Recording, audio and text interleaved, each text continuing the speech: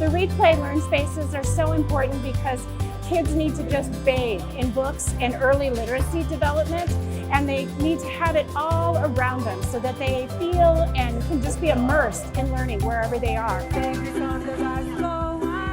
When you give them those opportunities, those brains just fire and get excited, and they get an attitude toward learning that is likely to create a lifelong desire to learn. Replied her daddy.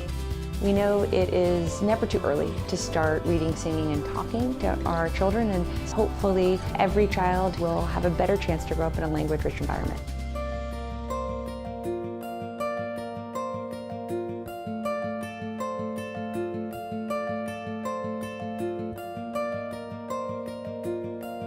We are at the Vel R. Phillips Youth and Family Justice Center, installing a Family Read, Play, and Learn center. So when families are in the waiting areas, they have something to do with their children, to engage them, as well as maybe take some of the edge off of the stressfulness of the situation that they may be in.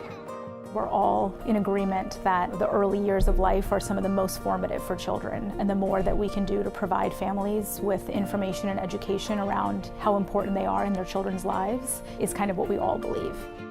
We know that not everybody can make it to a brick and mortar library during open hours. So we're really excited for these kinds of opportunities in the community to connect with folks in a way that's convenient and easy for them. We talk to families in our city and describe the situation and ask them to put themselves in those shoes and what would they want to look up and see. And so this really is a community and a collective effort, and I'm really proud of it. Just to see a program that started in a laundromat now come to Family Court, and hopefully what we launched today will just be the first reading space in a family court, and far from the last. I hope all kinds of businesses and community organizations get involved with this initiative because it brings learning to families right where they are. It breaks down barriers and it increases access to early learning, which is critical for our children. Hello, and welcome everyone to day 2 of Too Small to Fail and the Laundry Care Foundation's 4th annual summit, Reimagining Together, Learning in Everyday Spaces. As a longstanding advisory board member of Too Small to Fail, I'm excited to see how this initiative has continued to grow and innovate over the last several years. What I've seen from the work of Too Small to Fail, along with partners like the Laundry Cares Foundation, is that there's no shortage of creative ways to meet families where they are to promote early brain and language development, from the laundromat to the pediatric clinic. As a former senator and as a doctor, I know how critical this work is because of what the brain science tells us. Children build their vocabularies by interacting and engaging with their parents, grandparents, and other caregivers. Just as having a healthy diet and engaging in physical activity help toddlers grow, talking, reading, and singing with children from birth helps their brains develop and build language skills that form the foundation for learning for the rest of their lives. Early brain development is, without a doubt, a significant public health issue. According to the National Institutes of Health, supporting early learning in the first few years can lead to a higher probability of being prepared for school, staying in school, and going to college. Fewer teenage pregnancies, improved mental health, a lower risk of heart disease in adulthood, and a longer life. And in recent months, this public health issue has been impacted by yet another pressing public health issue, COVID-19. For the last year and a half, we've been dealing with a pandemic that's made things really, really hard for families. They've had to cope with the death of loved ones, and they've had to deal with the challenges of not being able to see family members and friends, coupled with economic uncertainty, with stress and anxiety. Parents are often without childcare, having to navigate their work responsibilities online while taking care of their children. Or worse yet, they've lost their jobs and are worried about how to support their kids. You know, just to think about a family that's been going through hard times since this pandemic started. That's 18 months of considerable stress. And that's also 18 critical, formative months in their child development overall. So that is one of the many reasons why we need to embrace the idea of everyday spaces as a common sense strategy to engage parents and families to promote early brain development. You're washing your clothes at the laundromat. You've stopped by the grocery store. You're riding the bus. Parents are already engaging in these daily activities with their children in tow, and these moments can provide meaningful opportunities for connection, for engagement. But this means really thinking about the spaces parents are frequenting and how they can be designed in ways that support early learning. The bottom line is that environment matters. It matters a lot for children's health and learning, and it matters a lot for families' well-being. You know, unfortunately, not all neighborhoods are created equal, and too often inequities persist in communities, particularly communities of color. In my hometown of Nashville, the zip code of where you live could lead to a 6-year reduction in life expectancy, twice the rate of unemployment, and 5 times the difference in poverty. And when it comes to social supports, Nashville communities of color disproportionately feel unsupported. 15% of African Americans reported that they rarely or never get needed social support. And almost 1/4 of Hispanic residents shared the same sentiment. Only 8% of white respondents said the same. You know, I think back to the people I've met. I was with somebody just yesterday, a woman on the board of the Nature Conservancy, which is the largest environmental, nature-driven group in the country, and I believe even in the world. And we were talking about her trajectory to where she arrived. And she says she really does believe she is on that board talking about nature and climate change today, because early in her life, as a toddler, she said 2, 3 years of old, she remembers that her mother would sing songs to her about nature, that she would walk her and carry her through the neighborhood, pointing out the birds and pointing out the trees and talking about them. It made me realize how important those early engagements are. You know, it's critical for us to work together to create environments that help families feel supported, especially in communities where there historically has been a lack of social supports. Just another example of how Too Small to Fail has been doing this work is found a place familiar to me, and that's hospitals and pediatric clinics. They created language-rich environments in waiting rooms and exam rooms. Posters encouraging talking and reading and singing, complete with conversation prompts for parents, were displayed prominently all over the place, and pediatricians reinforced these messages by talking with parents in what are known as well child visits about the power and the influence of these activities. And they distributed educational resources and tools. After successfully piloting an initiative in 2 Bay Area hospitals serving a really diverse population, they found the following. 8 to 12 weeks after a visit to their pediatrician, where they received information about early brain development and Too Small to Fail materials, almost 80% of parents reported that they were talking and reading and singing more often. And interestingly, Spanish-speaking parents, they found, were more likely to report talking, reading, or singing more often than English-speaking parents. They found most parents, I think it was 84, 85%, who received Too Small to Fail's toolkit from a trained pediatrician reported that they noticed a change in their child's behavior, such as their child talking more, being more interactive, and reading more. Spanish-speaking parents were somewhat more likely to notice changes, around almost 90%, than their English-speaking peers, that is about 80%.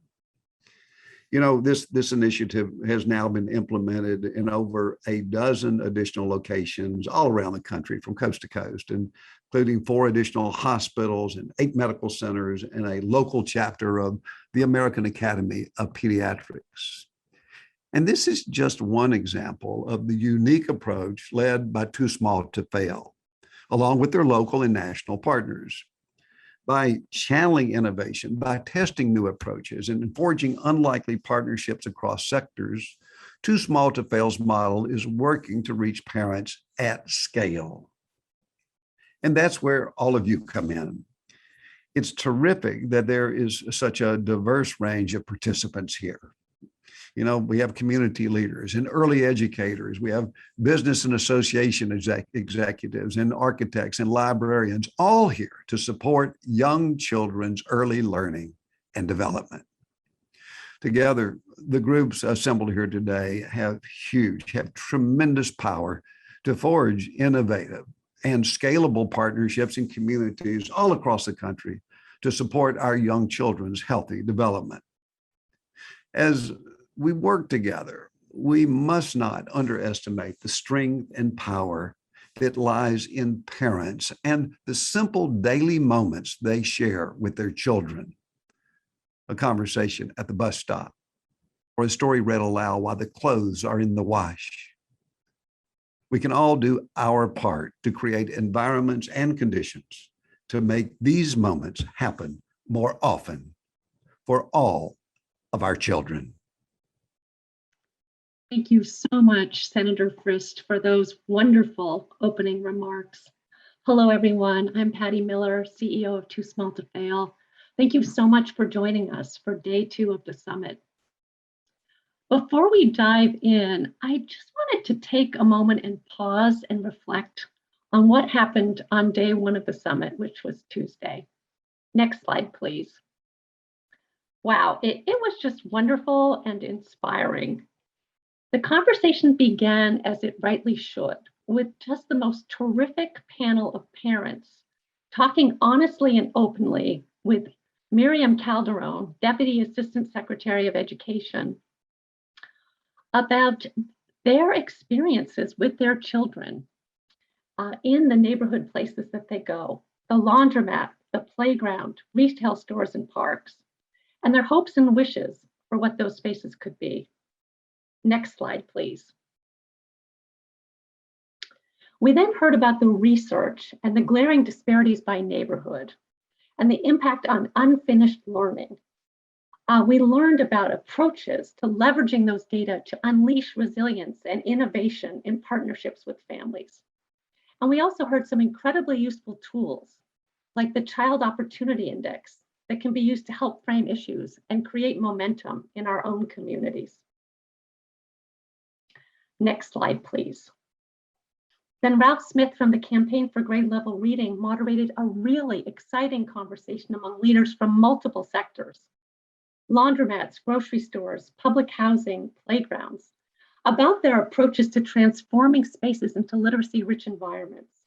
And one of the biggest takeaways was just that small things can matter so much, like the idea of painting hopscotch on the floor of a housing facility can make such a huge difference. And the day concluded with reflections and hope from an unlikely champion, children's author and musician, Coy Bowles of the Zac Brown Band. And at the end of the day, you shared with us so many things, so many just great reflections about what you wished for and what you wondered about. There was so much wonderful content and inspiration. And what we were thrilled to see was so much engagement throughout the chat and how people were using the app. All of the resources from Tuesday, including those beautiful illustrations you just saw, are absolutely available on the app, and we encourage you to go back and take a look. We also encourage you to continue to use the chat today. We want to hear from you. We want to hear what questions you have, what reflections you're thinking about, and it's just a great opportunity to engage with your fellow participants today. Today, I'm really excited because we're going to hear from an amazing leader from Walt Disney Imagineering, which, as you know, is one of the most beloved and iconic brands in the world. And they're going to share their approach to creating joyful, memorable, shared experiences for families. We're then going to switch to an action-oriented session where architects, researchers, design experts are going to discuss the ingredients of family-friendly environments. And then ready for this in real time. Actually, in real time, you're going to create a visual demonstrating what those lessons could look like. And then we're going to take a deep dive into actual space transformations that are happening in Chicago and Philadelphia. And for those of you whose schedules will allow it, next slide, please, we have a special bonus section from 3 o'clock to 3:30, and we really invite you to join us, really to think about the role that color can play in supporting children and families and impacting behavior change. We're thrilled that we have the CEO of Public Color joining us today, along with a student who's been working with them, and they're going to share their learnings from us. It's going to be a great session. That's today from 3 o'clock to 3:30. So please join us for that. Next slide, please. I'm now just thrilled to introduce Barbara Boza, President of Business Management, Design and Development for Walt Disney Imagineering. Barbara works collaboratively with stakeholders across the business to design, develop, and execute projects for Disney, their theme parks, attractions, resort hotels, cruise ships, and retail dining and entertainment centers. Barbara has a really impressive bio, and I encourage you to take a look at it in the app. But what's so exciting to us is both her leadership role at Disney, but also her background in strategic design management through a company called Gensler, which is a global strategy design firm. You know, as we reflected on the summit, and we gave a lot of thought to who could speak most credibly about placing the voice of the family as a customer, as an employer, as a community member at the center of all they do, we can think of no one better. We're so thrilled you're here with us today, Barbara. Welcome to the summit. Thank you so much, Patty. I'm absolutely thrilled to be here, and welcome everybody. Well, let's dive right in, Barbara, and maybe we can start with just a few words of inspiration from Walt Disney himself. We were really struck by a quote of his. He once said to his team, "I don't want you guys sitting behind your desks. I want you out there in the parks, watching what people are doing and figuring out how you can make the place more enjoyable for them." You know, lifting up parent and caregiver voices and involving the community in processes so that they're co-designing with us is kind of a core theme of the summit today. Can you just share a little bit about how Disney prioritizes the voices and experiences of the people who come through your doors? And how do Imagineers go about putting this into practice? Wow, you know, that's such a great point, and I love that. You know, first, it's important to acknowledge upfront that Disney prioritizes all voices. As guests walk into Disneyland, they pass through a tunnel underneath Main Street USA train station, and there's a plaque right there at the entrance of the tunnel. It reads, "To all who come to this happy place, welcome." Walt Disney spoke those words on Disneyland's opening day in 1955. Ever since, Imagineers have taken that word "all" to mean everybody. So as storytellers, we have the power and responsibility to not only uplift and inspire, but also champion a broad spectrum of voices and perspectives in our world. We do in-depth research before designing an experience that also takes into consideration consumer insights and related guest comments. Additionally, we expand our global awareness by engaging in a variety of experts and cultural advisors. For example, we host an annual ideation summit at Walt Disney Imagineering, started over 10 years ago. It brings in speakers, global leaders from entertainment, academia, and even entities like the Smithsonian, for example, who share insights that help us create authentic and accurate portrayals of cultures and stories. That's wonderful. And I love what you said about prioritizing all voices. And I think, Barbara, that seems to be kind of how you live your life. I mean, we're so just kind of inspired by your professional background, but also by the really amazing work that you're doing in the community. We know you're on the board of Imagine LA, which is a wonderful organization that works to address homelessness and poverty. You know, and on Tuesday, as I mentioned in the opening, we heard from researchers who talked about stark inequities that exist in neighborhoods. And we know how important neighborhoods are for children and families to thrive. You know, tell us a little bit about environments. Why do they matter so much? And how does Disney think about the physical environment in its work? You know, we know we're known for our iconic attractions, right? The castles, our teacups, our cruise ships. But the fact is, these are not just our products. Our products are things that keep people coming back and back again. It's those special moments, that guests have with us. And more importantly, the shared experiences they have with their families and their friends when they're with us. So that's just incredibly important. We know environments can also drive behavior. And as I said earlier, and we focus on design to appeal to everyone. So it's our goal to help make all guests feel welcome. Some people prefer more thrilling attractions and experience. My kids do especially. While the definition of fun for others is just running around or just, creating something. So environments we designed are intended to engage you and connect with you in some meaningful way, excuse me. So it really doesn't matter what your preferences are. That's about for everyone. Let me give you a couple of examples for the group here. So experiencing regionally inspired food and entertainment from various countries and world showcases, just like we have at Epcot. You could spend the time in the Red Rock Creek Challenge Trail at Disney's California Adventure, where children can climb and play and learn about the forest and its critters. Enjoying just a grassy area, a central hub of the Magic Kingdom Park, where families can decompress. That's such an important time. It's very stimulating, but at the same time, that ability to just decompress, or building a lightsaber or a drone. A lot of Star Wars fans out there, or learning to draw a favorite Disney character.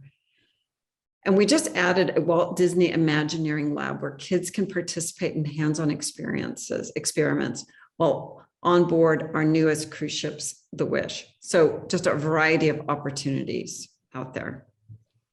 That's really great. And I think it's such a good takeaway for our audience. Environments drive behaviors. That's so powerful.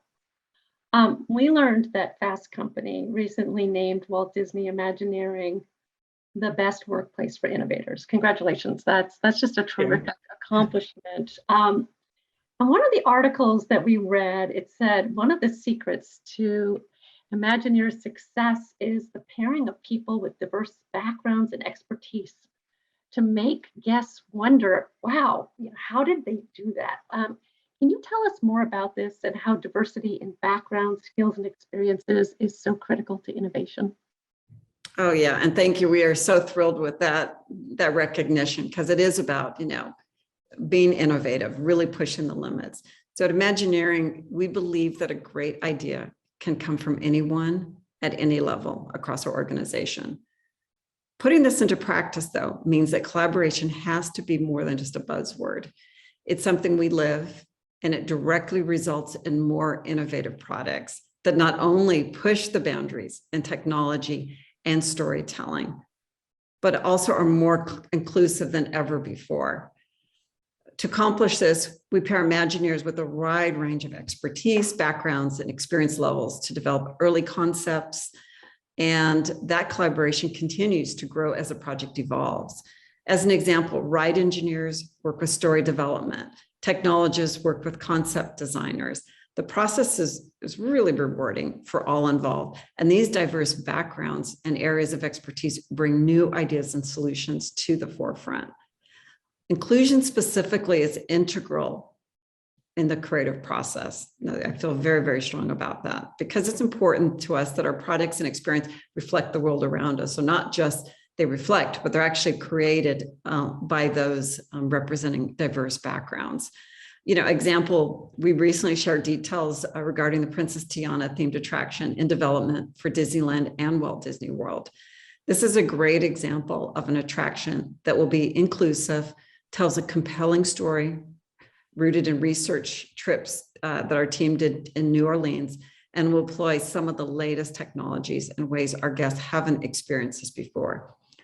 This is possible only because of the diversity of thought that goes into the product. Another great example is Stuntronics, again, one of my favorites, our flying robot stunt double, known to the world as Spider-Man, but we've also got the stunt double. This was a collaboration between our Disney Live Entertainment and our R&D teams. It's one that came together only because of the We had let art challenge science and let science challenge art. The result is an epic show that makes you believe and ask, how did they do that? How does Disney do that? And I tell you, that's what gets me up every morning. Oh my God, that's wonderful. And so many great examples that you shared. And I just, one of your quotes, I just wanted to pull out for our audience, but this the idea that collaboration is something that we live. And I think that's such an important lesson as we think about co-designing with communities and families going forward. One last question for you. We know from decades of research that children thrive, when they grow up in warm, consistent, nurturing, loving relationships, in environments that create the conditions so that they can engage in meaningful interactions with their caregivers, the talking, reading, singing, playing together. I mean, that's kind of the centerpiece of what we do at Too Small to Fail, and really why so many of us are gathered today at this conference. We, as you heard, Senator Frist mention, we have such an eclectic group of leaders in this Zoom room today. We have laundromat owners and librarians, early educators, architects, designers, city agency leaders, healthcare practitioners, just to name a few. I mean, I love just the diversity of the room today. And we're all here to learn about how we can reimagine everyday spaces and think about how we can create more equitable access to family-friendly, learning-rich environments. Barbara, what would you say are the essential ingredients in creating memorable spaces and experiences that make families feel welcomed and create those opportunities for bonding between children and their caregivers? I love the way you've referred to it as essential ingredients. That's, you can get your head around that, and it's so important. So I'll go through a few, right? So start off, create a safe place to play. Sounds basic, but so important, safety. We try to engage in all 5 senses to help create an environment where parents and kids can just let go and play in order to spark imagination and ignite inspiration. It's that reassurance, it needs to be really that first ingredients. Also include a theme with the story. We're all about the story. Creating a themed area with a rich story can spark a child's imagination. How does the story unfold? What character animals live there? We created themed spaces and interactive elements in children's hospitals to help ease their mind and reduce anxiety. As just one example of some of the work we do that everybody might not be aware of. We use wall spaces with bright colors, artwork on paths where patients are encouraged to just walk just a few more steps than they did before. Another ingredient we talk about is other stimulating elements. And finally, think of the ways to stimulate that sense of wonder and nurture curiosity. As an example, on some of our attractions, we snap a photo of the experience. If you spend just a couple of minutes where those photos were displayed, you'll hear joy, laughter, and connection as family and friends see themselves and immediately bond over that shared experience. Even if they don't take that photo home, they take home the memory. Waiting can be hard, especially on kids and parents alike. So we've done a ton of studies, research, thinking about, that is part of the experience as well. And we consider our queuing areas part of the attraction and start to see elements of the story before you even get on the ride. We've also created unique ways to break up wait times. For example, at the Magic Kingdom, guests can wait for their turn to fly on, let's say, Dumbo inside a themed circus tent with play activities, rather than just waiting in a traditional queue. Inside one of my favorites, the Millennium Falcon in Star Wars Galaxy's Edge, guests can explore the interior of the most famous ship in the galaxy and, and then the chess room instead of just waiting in line. So you kind of get to the point where you don't even think you're waiting anymore. And in Toy Story Midway Mania queues, guests can use their mobile phone to trigger the game. So it starts to be also very interactive. And you'll hear more laughter and see more families as if there is something for the kids to dive into. So stimulating their interest and sharing in that experience can create such a positive moment and long-lasting memory. Thank you. That's such great inspiration and insight about these ingredients, such important takeaways for our audience. And, this idea of making everyone feel welcomed. And I love how you talked about, reassurance being a key ingredient. And that's just so grounding for families, that feeling of safety in a space. Absolutely. Yeah, and it's funny because a lot of the spaces we're talking about today, there are wait times, right? The laundromat, the WIC clinic, the pediatric clinic. And so this idea of that wait time as this really wonderful opportunity for family engagement, for shared joy, for storytelling, I just think is just so critical and important to us here today. You've just really done a terrific job of laying the groundwork, Barbara, for our next panel. I just want to say thank you so much for being here with us today. We just so appreciate your time and your expertise and just the wonderful insights that you've shared. Well, thank you so much, Patty. I'm very passionate about the work you all are doing. And please don't hesitate to reach out. If you need anything from Walt Disney Imagineering, we always love a good challenge and really appreciate the partnership. Oh, that's wonderful. Thank you for your partnership and your wonderful thoughts today, Barbara. All right. And so now I'm just so pleased to introduce the wonderful Greg Baer, Executive Director of the Grable Foundation. He is moderating our next panel, Ingredients for Family-Friendly Learning Rich Spaces. Welcome, Greg. Patty, thank you. And it's hard not to smile with joy as we listen to Barbara, right? All of those memories, oh my all gosh, those special moments. Really special. So wonderful and magical. Yes. Thanks so much, Greg. So we're going to try and take that world of Walt Disney that maybe you've had the privilege of knowing and applying it in the very places where we all live with this session, the ingredients of family-friendly learning rich environments. I'm Greg Baer. I'm coming to you from Western Pennsylvania, and I am the Executive Director of the Grable Foundation and the author of a recent book entitled When You Wonder, You're Learning, Mr. Rogers' Enduring Lessons for Raising Creative, Curious, Caring Kids. Fred Rogers, Mr. Rogers, was a Western Pennsylvania kid just like I am. Next slide, please. So we've pulled together an amazing panel of experts, and all of these individuals whose names and titles you see here have had experience in places where we all experience life, and they've worked with and listened very closely to parents, families, caregivers, their communities as they've gone about their work to create family-friendly, literacy-rich, playful learning environments. And this panel today is not only going to share some of their wisdom, but we've also asked each of them to share some ingredients, some very concrete ingredients that we can think about applying, whether we're here in Pittsburgh, where I am, or in Texas or California, or wherever you may be, in the romper room list that I saw of the amazing participants in this webinar at this very moment. So we've asked them to share these ingredients. And then, as Patty referenced, we're going to get into an actual exercise where we're going to build out an environment and really look at the ingredients in that environment. And along the way, Emily Marco, a remarkable graphic illustrator, is going to be capturing what she's noticing and what she's wondering. And we're going to bring in Emily now and again to see what it is that she's drawing, reflecting this session that began with the senator and continued with Barbara, and will continue with this next group. Next slide, please. So I mentioned I'm coming to you from Pittsburgh, and Fred Rogers too was a Pittsburgher. And Fred, Mr. Rogers, he knew that learning happens everywhere. And we know he built a neighborhood. He built a neighborhood just as we're trying to do in the very places where we are. Next slide.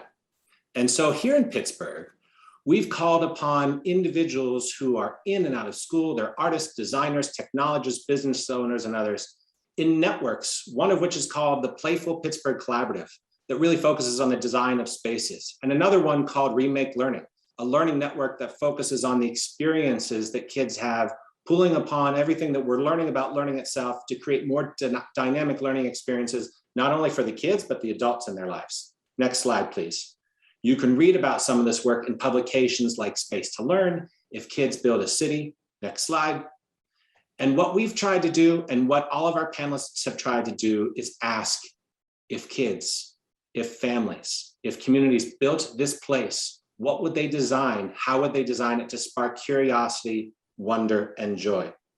Next slide, please. For my own part, I will offer some ingredients of my own. Since I'm asking everyone else, it feels like I should share some of my own ingredients, some of which resonate with what Barbara just said to us. That idea of safety, not only for the kids, but the adults, and also the sense of belonging. I belong in this space where I have an opportunity to play and to learn. To very deliberately design that playfulness with learning and ideally make it seamless. As Fred Rogers said, play is the real work of childhood, and great spaces just make that playfulness and that learning seamless.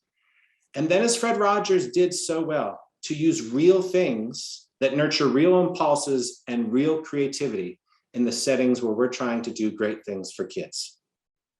So with that, I'm going to turn to our first panelist.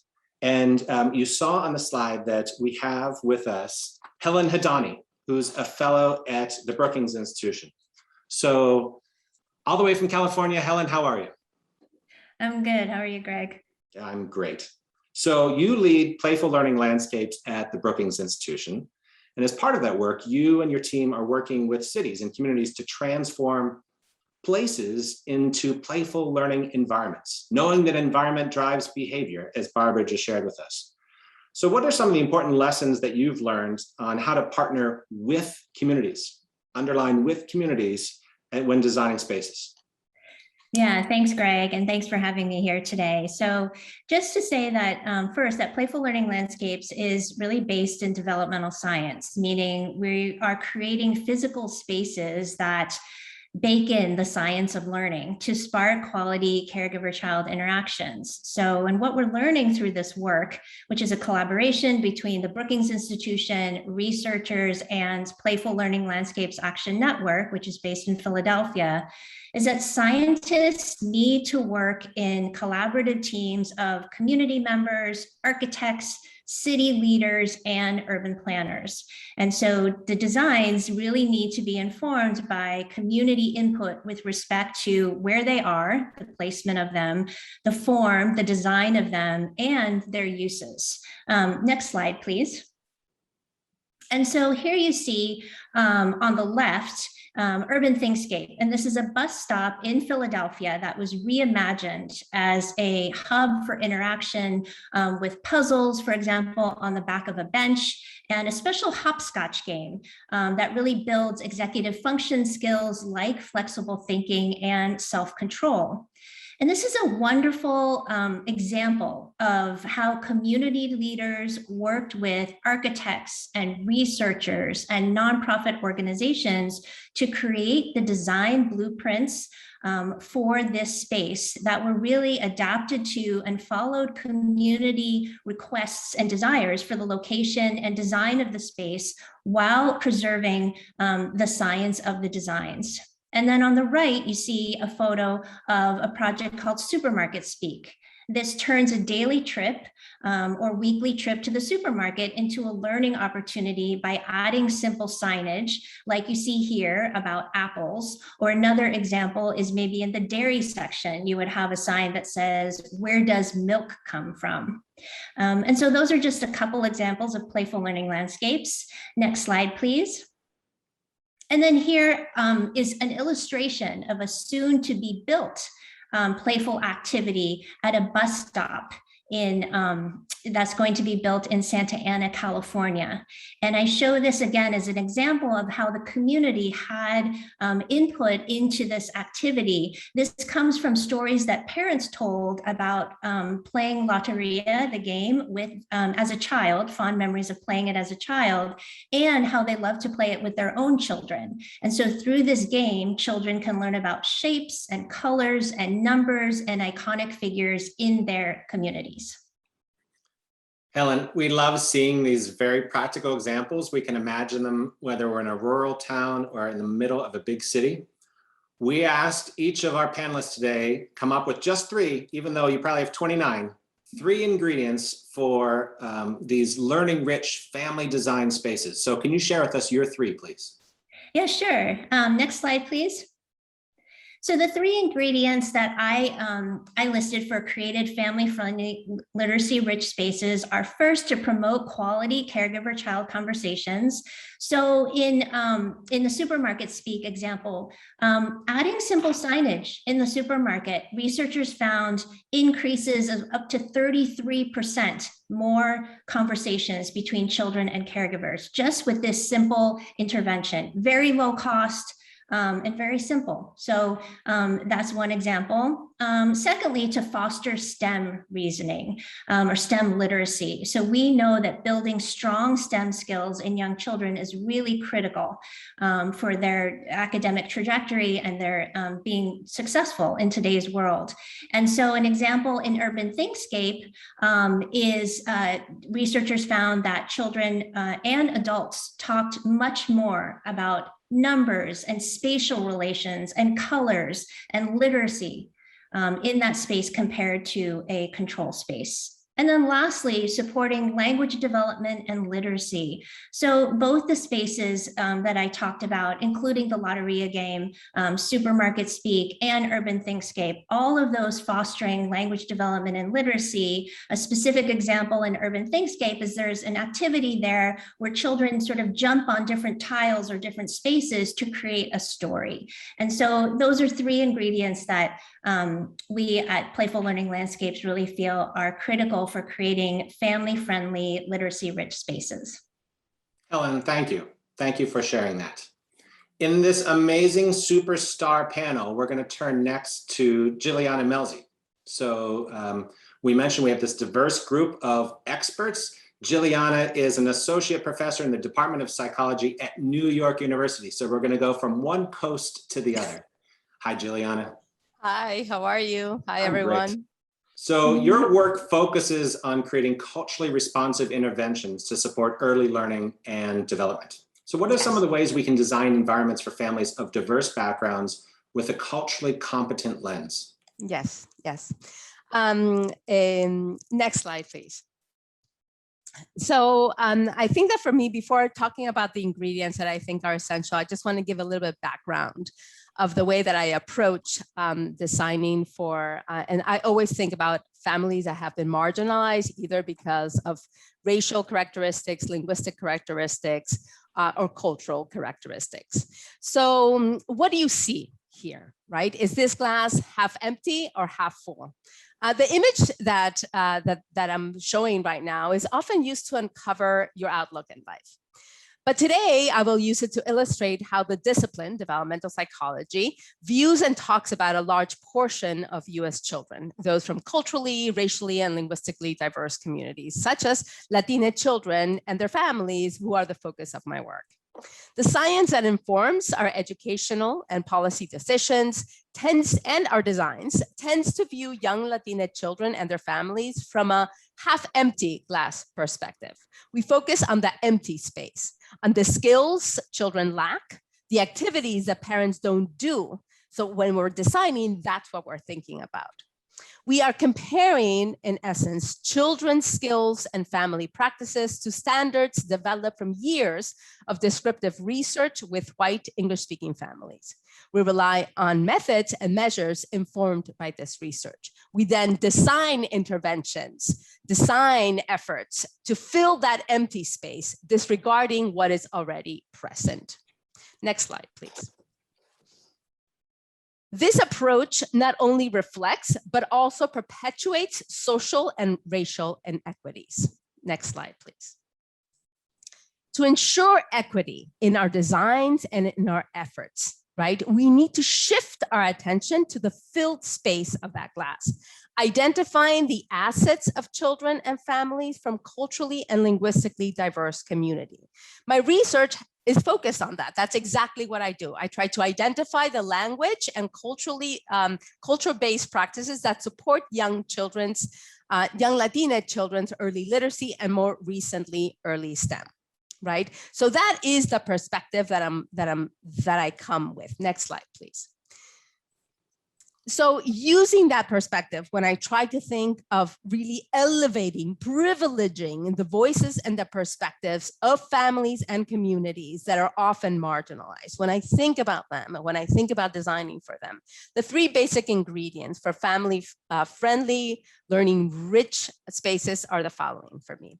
One, spaces that are going to offer opportunities for interactions between diverse participants. Usually when we think about interactions, we think about dyadic interactions between the parent and the child. We need to move away from that because sometimes in families, it's the older sibling and the younger sibling that are really doing that interaction. So we have to think about diverse participants, multiple types of interactions. The second is a space that reflects the culture and language of the community. This requires, like actually Helen was talking about, learning about and from the community you're designing for. Co-designing is perfect, is one of the ways in which that can happen. And then third is a space that sparks both child and partner's curiosity, ensuring genuine learning interaction. So for example, one way to do it is to think about where we are going to place signage so that the child asks for the parent a sibling to interact with them. I think science, storytelling, riddles also foster that kind of genuine learning for both the child and their partner. And those are my ingredients. Thank you so much. And we're going to come back to you in the design exercise in a few minutes. We're going to go up the Atlantic coast to Boston, and it is my pleasure to introduce Bo Stern-Thompson. So Bo, hello. So tell us about your work as Vice President and Chair of Learning Through Play at the Logo Foundation, and talk to us about the link between play and learning and how learning can be applied to the design everyday places spark in the playful learning interactions that we hope to create.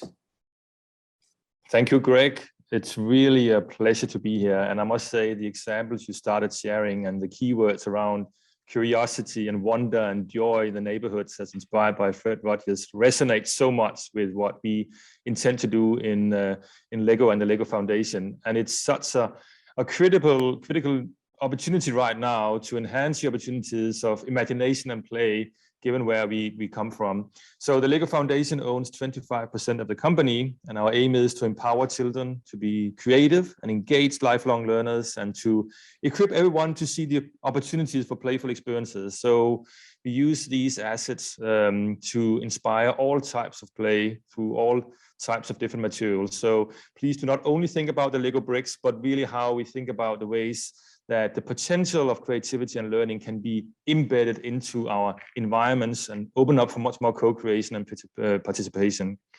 So the environments are so extremely critical. These are the experiences, these are the materials, the social interactions that literally, they wire our brains. They help us think and support how we behave when we grow up to become lifelong learners. So there are a few key components that we study, not only in physical materials and Lego bricks, but across our ability to learn through play.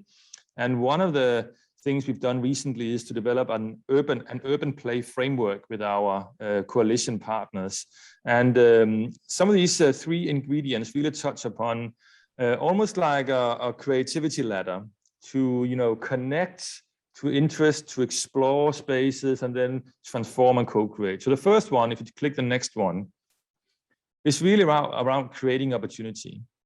When we think about everyday spaces and where families are every day, it's really about using that space and open up the opportunity to other things they can do when they're there anyhow. So the top left one is really using the surfaces, the pavements, the different variations of colors in the street, like here with math, that is an example from Boston.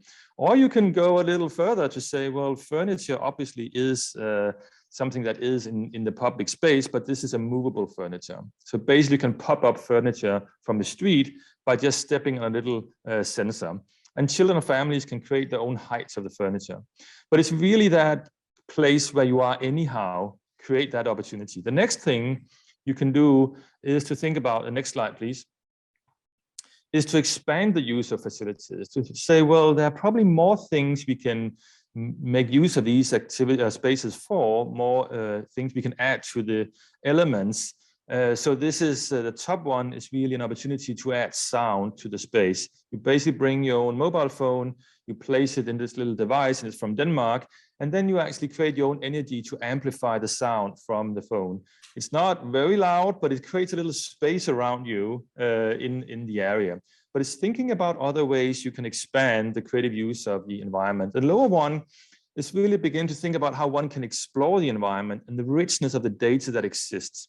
So this is a project with MIT Media Lab, where we really study what are the traffic, what are the pollution, what are the movements, what are the sounds that are exist in the environment. So embed different types of ways that you can observe and measure the environment to spark curiosity and interest among families in what goes on in the environment.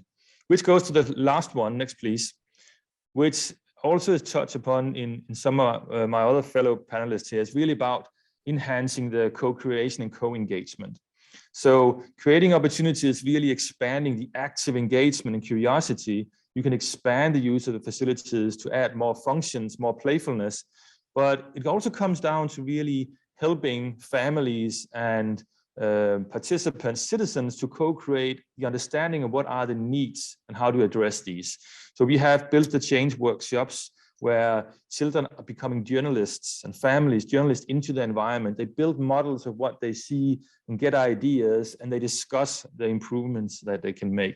The lower one is from South Africa, where we work with Arab to really understand where are the spaces we can make more safe spaces, more playful spaces, and then work with ideas from the community. So these are some of the examples here in terms of creating opportunities, expand the facilities, and enhance that co-engagement to help facilitate spaces not only to be physical, transactional movement, but more creativity and playfulness. Thank you. Oh, thank you for these examples, and we'll turn back to you in just a moment. And if you can see here, I like the bricks, and look what my daughters and I created last night. So I'm happy to talk about bricks too. Next, it's my honor and pleasure to introduce Tiffany Harris. Tiffany, as the CEO of Inclusion Matters by Shane's Inspiration, you've overseen the creation of 75 fully inclusive playgrounds across this globe. And so what does it mean for an environment to be fully inclusive so that children and caregivers of all abilities feel like they belong? And how can we create these everyday spaces? Thank you, Greg. It's such a delight and an honor to be part of this panel discussion and to talk about how anyone that's creating community spaces can take the time to stop initially and begin to think about how children with disabilities can be included in that space. So we were born out of the realization that children were spending their entire lives never playing in a playground, children with disabilities, because the playgrounds weren't designed to accommodate them.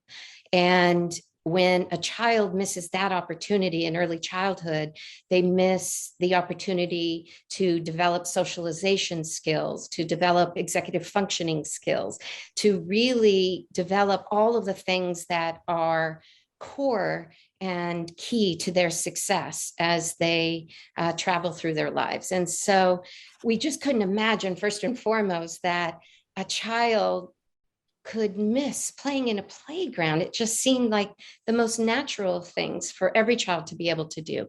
So the very first place we began is with the community. In every single community that we build in, we gather community members and we really listen to what it is they need and to their vision of what this playground can be. And so every single playground is different in its theme and its elements. And the common thread, of course, is that it is designed to be fully inclusive for all children of all abilities. And so many times when people are looking at a built environment, they begin to think of disability and accessibility from a perspective of how do we get individuals that may have ambulatory challenges an opportunity to be part of whatever it is they're designing.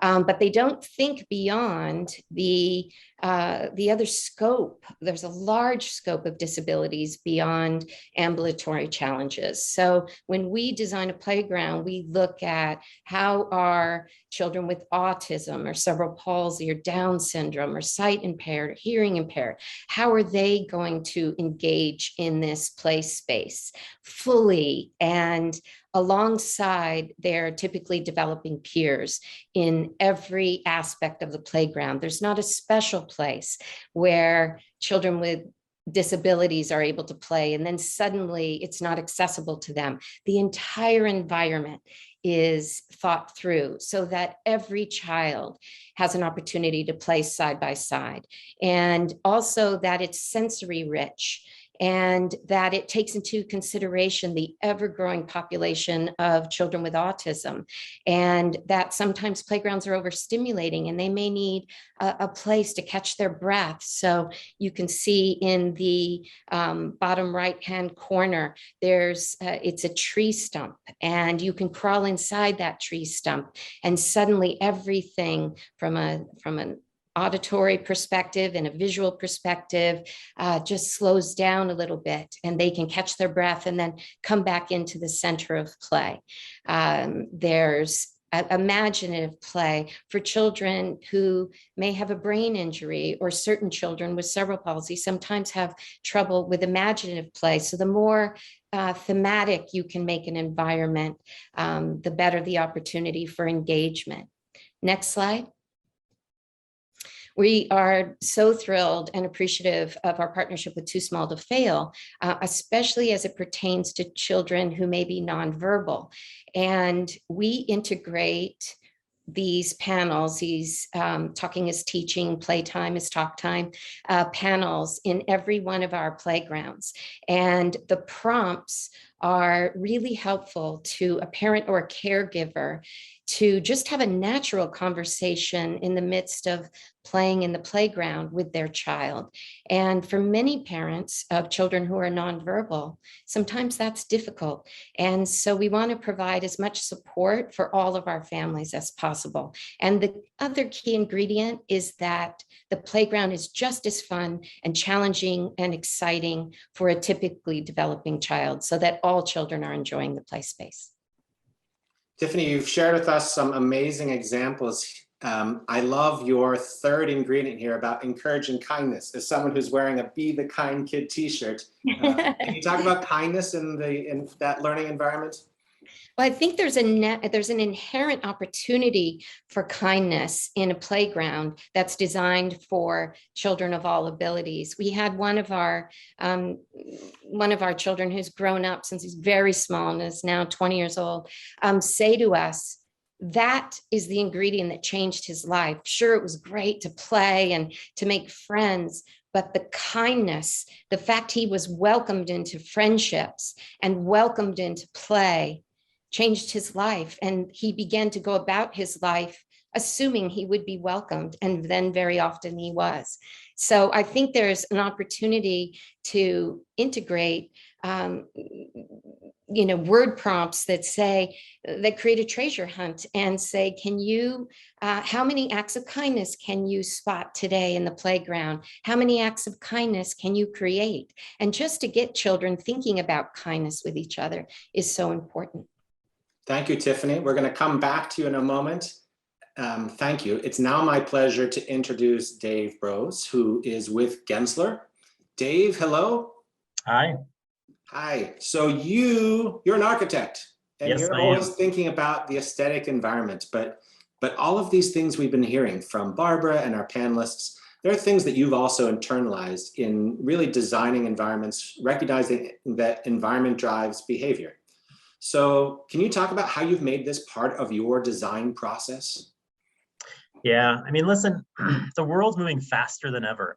I still romanticize to the world that perhaps my father grew up in, where business was conducted before the internet, emails, cell phones, answering machines, fax machines, when it was completed with like a pink while you were out message when you got a phone call that came into the receptionist, or stamped mail corresponded. And our children are sponges. They're taking in all the stress that they have. In addition, to all that they see us going through. So we need to create space for interaction and to really carve out time for love. I was listening to a podcast last week, and one of Oprah's greatest lessons of the 1990s was being talked about. And it's when Toni Morrison asked the question to Oprah, does your face light up when you see your children? Because that allows your face to speak how your heart feels. And so as designers, we have the ability to create places that give space for that sort of real interaction. In our design challenges, we work with communities and leadership to look beyond the perceived problem at hand and to what a more underlying need of the community is. We look to integrate experiences and create memories that give parents a prompt to engage with their children and encourage the parent to go from spectator to an active participant. So let me give an example. We worked a few years ago on the renovation of a children's library at the main branch of the Chicago Public Library System in downtown Chicago. And our goal through the visioning sessions with the community came out pretty clearly that it wasn't just to create a place for kids and a repository for kid books, which was the problem given. It was really to go deeper and to create a parent incubator, a place that parents could come together, socialize with other parents, and really learn how to become better parents. And with that vision, we create places to not only hold knowledge, but to create knowledge. On a personal level, on that particular library, I would regularly take my kids there.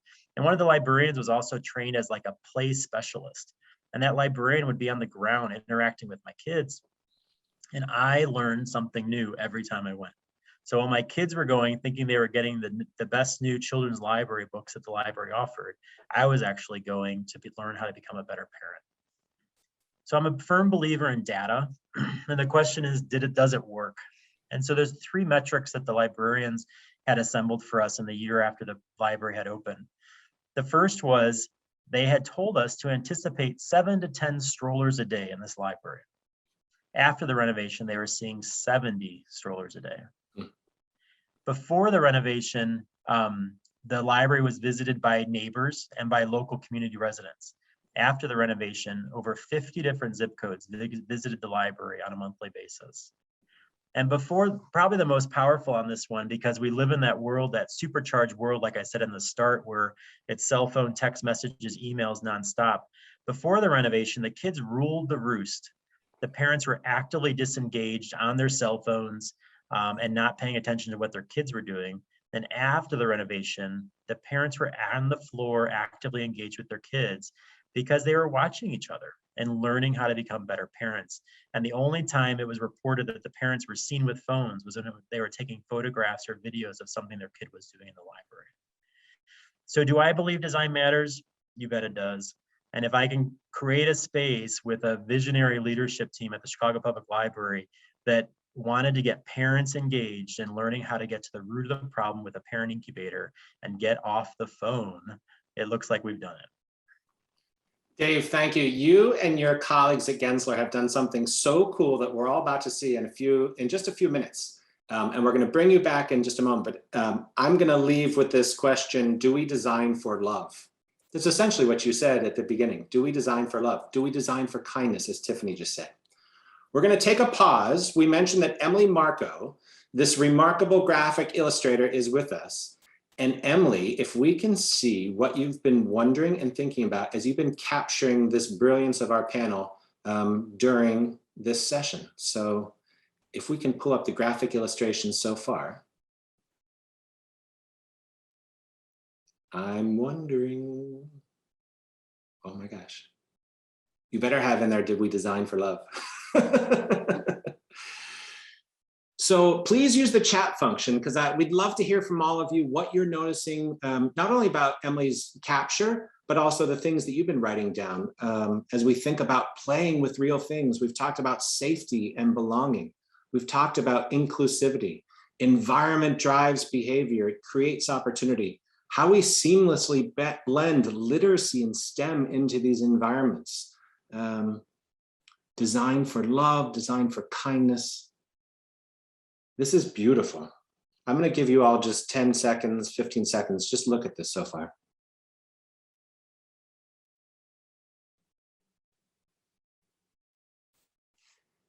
As we move along, Emily's going to continue to capture, and we want you to use the chat function as well to add your thoughts, your wonderings as we think about the ingredients, the concrete ingredients that we want to see in these family-friendly, learning-rich environments that we're creating, whether it's in a laundromat, a park, a rural intersection, or a great big urban park. And with that, Dave, I'm going to turn back to you because you and your colleagues have helped us design something that we're going to walk through. Let's do it.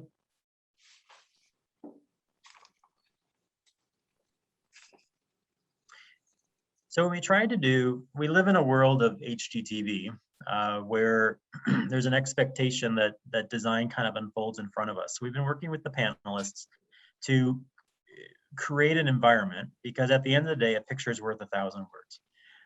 So we created this environment of typical urban space. Maybe it's a vacant lot. Maybe you focus on the intersection on the far right corner to show what interventions can have in your environment. So the first click through just begins to show from a different perspective. And then the next click through shows the effect of shade. So there's been documented studies that shade actually reduces violence in urban communities. And so we started by creating this idealistic center green by introducing shade. And then if you click to the next one, we began to then look, one more click through, at just human elements. So lighting, adding trees, waste bins, seating, a place for multiple people of all places of mobility and ability to have a place here. So there's a place for the seniors to come and sit and keep an eye on it, be the mayors of the park, while there's still plenty of open spaces for the kids to become kids. We then, I'll add in Helen's kind of comments here, and then I think each panelist will talk about their own. You know, Helen talked a little bit about fraction ball. So is there a chance within this environment that something as expected as basketball has ambient learning that goes on beyond it? So the kids not only are getting within the paint, but they're realizing that that's 0.5 of a basketball court. Where they're engaged with. And if you go to the next slide, often the distance on the back left is a life-size ruler. Is there a way that the cracks in the sidewalk, the joints in the sidewalk, well, those typically are every 4 feet. So do you just begin to use that as a life-size ruler so that as you're walking down the sidewalk with your kids, you're teaching them math, you're teaching them distance, so they can begin to visualize what a 4-foot distance is.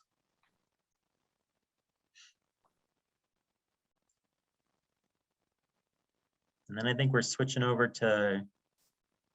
Yeah, so if we can turn to Juliana to share some of your ingredients in this space that we're witnessing now.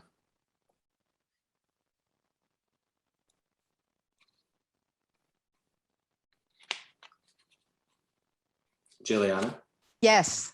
So some of the ingredients that I had said earlier, reflecting the culture, the language was one of them. So I think that in Europe, for example, everything is in multiple languages. I think that if we think about the community, let's ensure that we are reflecting the language of the community. And I think that's important because we know that language and culture are tied to each other. And Juliana, if I can ask the advanced next slide, so maybe we can see this. Next one. Next one again. Okay, there we can see it. Yes. Yes. So I think. Oh, but the first. So maybe because I don't know, like, what was the previous one? The previous one that went too quickly, there was multi-language signage there in the bottom left. But the previous one was place things at eye level of the child, right. Yes. Right? Because then the child initiates the interaction with whomever they are interacting with, the parent, grandparent, sibling, right? And so the kid initiates, and then the kid asks the parent for interaction, right? Rather than thinking about that the adult is the one that's going to initiate the interaction, right? Child interest is critical. I love that. And I've seen that with my daughters, you know, a sign that's only 3 feet high, right? It's made for them. Yeah, yeah. And so then the next slide was the bilingual signage. Yes, absolutely. I think that if I go into a space and I'm Spanish speaker, if I go into a space and I see Spanish, it makes me feel happy. It makes me feel welcome. And it makes you feel like you belong. It makes me feel that I belong. I mean, I've done lots of investigations with parents, Latina parents, and they always say that if they don't speak English, they go into a space feeling afraid. They're sweating, they're anxious. So I think that just small signage that actually makes them feel that they belong. I love it. Hey, Dave, let's bring Bo into this conversation because Bo shared with us some ingredients and we have some featured examples in this drawing. So Bo, and we'll advance to the next slide, please. Thank you. Yeah, this is getting very creative. I really love the way this is going. Yeah, so this is some of the ideas for the pavement, not only for the basketball court here, but the math snake. And I think the idea is that learning exists everywhere. Like it's literally embedded in the way that furniture is designed. So when you count the pavement or you move around, you really keep better attention when you move around. At the same time, you get ideas for counting and sorting and quantifying and so forth. I think the next one is something around, you know, introducing different measures. You know, there's a light post ruler. You can see the heights of the things and you can measure yourself. Maybe the light can change when you move through the space. So have conversations around how lights change. And Bo, if folks can see that, that's right in the middle of the screen there. There's one in the middle, a light post ruler and counting dragons and so forth. I really like the ideas also mentioned the comments around the arts. Like there's so much in the arts of these spaces where you can talk about the variation in colors and nuances in colors. So it's really encouraging that imagination and curiosity into the space. And then there's illustrative signage. I think there was a very good example also from Helen that bus stops. We spent so much time at these transit spaces. So it's not only about giving information, but prompting stories. So having speech bubbles where children and parents can invent their own kind of stories from different characters that speak to you. So there's information in bus stops. There's a lot of interaction opportunities. I love it. Bo, I could imagine me and my daughters also going on that math snake and you know, singing "Follow the Yellow Brick Road." Follow the yellow. Dave, let's bring Tiffany in because you shared with us some amazing elements, Tiffany, and you've got some ideas for this space as well.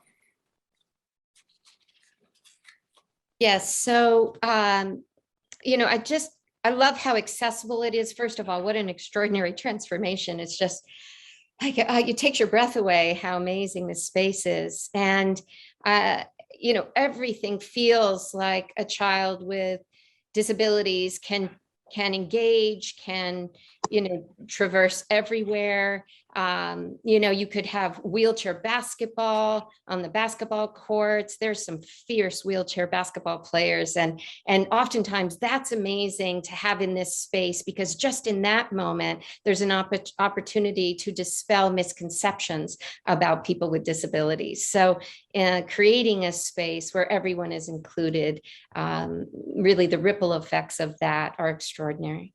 And if we can see the next slide, please. So we see the inclusive play equipment. We see the inclusive seating, Tiffany, which maybe is multi-generational to Sarah's comments in the chat, right? I mean, this is not just about young people and not just about their parents or caregivers, but it might be multi-generational inclusivity as we think about this space. Other things that you want to comment upon or notice, Tiffany?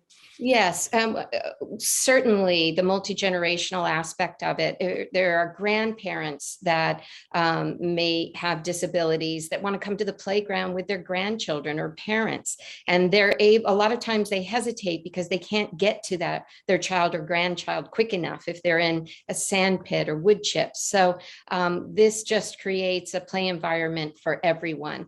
And I really want to point out, and thank you you so much for integrating these seating areas. Very often times we don't think about the amenities. Where can someone with a disability go use the restroom? Is that accessible? Is there a changing table? Is there a picnic table that actually someone in a wheelchair can wheel up to, and not just on the end and, you know, have to sit way back and their food is forward, but really they can just slide right in, because even the seating has been thought through in such a way that they are included in the heart of a meal, in the heart of play, in the heart of their community. So thank you so much for really this extraordinary design. It's a gift. Thank you, Tiffany. And Dave, before turning to you, if we got next slide, because I'd like to add some things to this amazing drawing. When we, in addition to the inclusive play equipment, next slide, please. What about let's turn back to the signage, right? It's not just the sizing of signage, what it says, how it says it, but maybe it's interactive, and we can use QR codes and take advantage of the technology in people's pockets to make it engaging and interaction, taking advantage of the things that they have. Or let's add sound and musical instruments to this space, and how you know, adults and kids can start to build songs together, sing songs together. And Dave, I know you have a few more things to add, and it's so fun watching the sensory garden ideas, the water features, the story walks in the chat. Dave, what would you add to this space? We talked a little bit about just something as simple as a hopscotch, like walking your kid to school along the sidewalk and painting a hopscotch on the sidewalk lets them learn math. Someone in the chat had mentioned, and I'll pretend like we were able to add it to the rendering very quickly, but piano keys as a crosswalk. There was a viral video that went out a few years ago where they transformed steps in a subway into a piano, and more people took the steps when there was a sense of play to it than took the escalator that was right next to it, right? So this sense of play can add a lot of kind of wonderment, much like what Barbara Boza talked about with Disney. Like, how do you create this sense of wonderment and experience in our everyday urban life? The other thing that we talked about, and I think you go to the next slide, is parent instruction. So similar to the example I gave with the children's library in Chicago, listen, it's tough being a parent. There's no rule book. Like, we're kind of all inventing it as we go. So give the parents a chance to find out how to interact better with their kids. And then lastly, on the bottom of this image is just, again, maybe some sidewalk play where you paint the ABCs on a sidewalk. You know, paint on a sidewalk is temporary. It's going to last for a few months or a year. So I wouldn't be afraid to do it. And when you aggregate it all together, not at all suggesting that you should replicate this, you know, to a T in your local community, but what inspiration there is here that the panelists have pulled together. I think it's pretty remarkable. The next page or two, we go to some more street views, I believe. Next one. Just different angles. You can see the inclusive play equipment, the interactive sign language. We even talked about the interactive signs actually show sign language on them. Again, the story that I gave to this panel as we were preparing, I flew into a small airport in Iowa once, and when I arrived, the announcements overhead were in 3 languages. And I thought, what an incredibly welcoming gesture that regardless of where you came from, that your language could be broadcast overhead. It's kind of the same concept that the panelists have come up with these parks. How do we let everyone know that they feel welcome? Dave, thank you. As we go through these last slides, I just want to express appreciation to Helen, to Dave, to Tiffany, to Bo, and to Juliana. This has been a completely joyful exercise with you, to be in conversation with you. And it's been so instructive and insightful and uplifting to see your comments, all of you participating virtually. The ideas that you're adding to these recipe books as we think about the places where adults and children are and how we create them as more rich, more playful learning possibility moments. Because as Patty said so well, moments matter, and these discrete moments in kids' lives matter. So thank you to all the panelists. And before we go, let's turn back to Emily Marco, because I can only imagine, Emily, what on earth you've been capturing. And as we move to the graphic, which I had seen in the chat will be shared with you all, I'm gonna give some silence for us each to see the graphic illustration that Emily's captured of the brilliance from our panelists and the chat as well.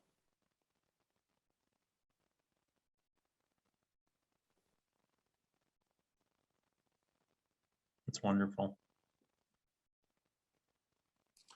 So Emily took all of these ingredients and as we started to build out this environment and thinking about the places where we are, how we can think about them in very discrete, doable, actionable ways.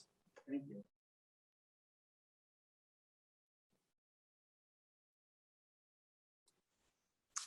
Emily, thank you.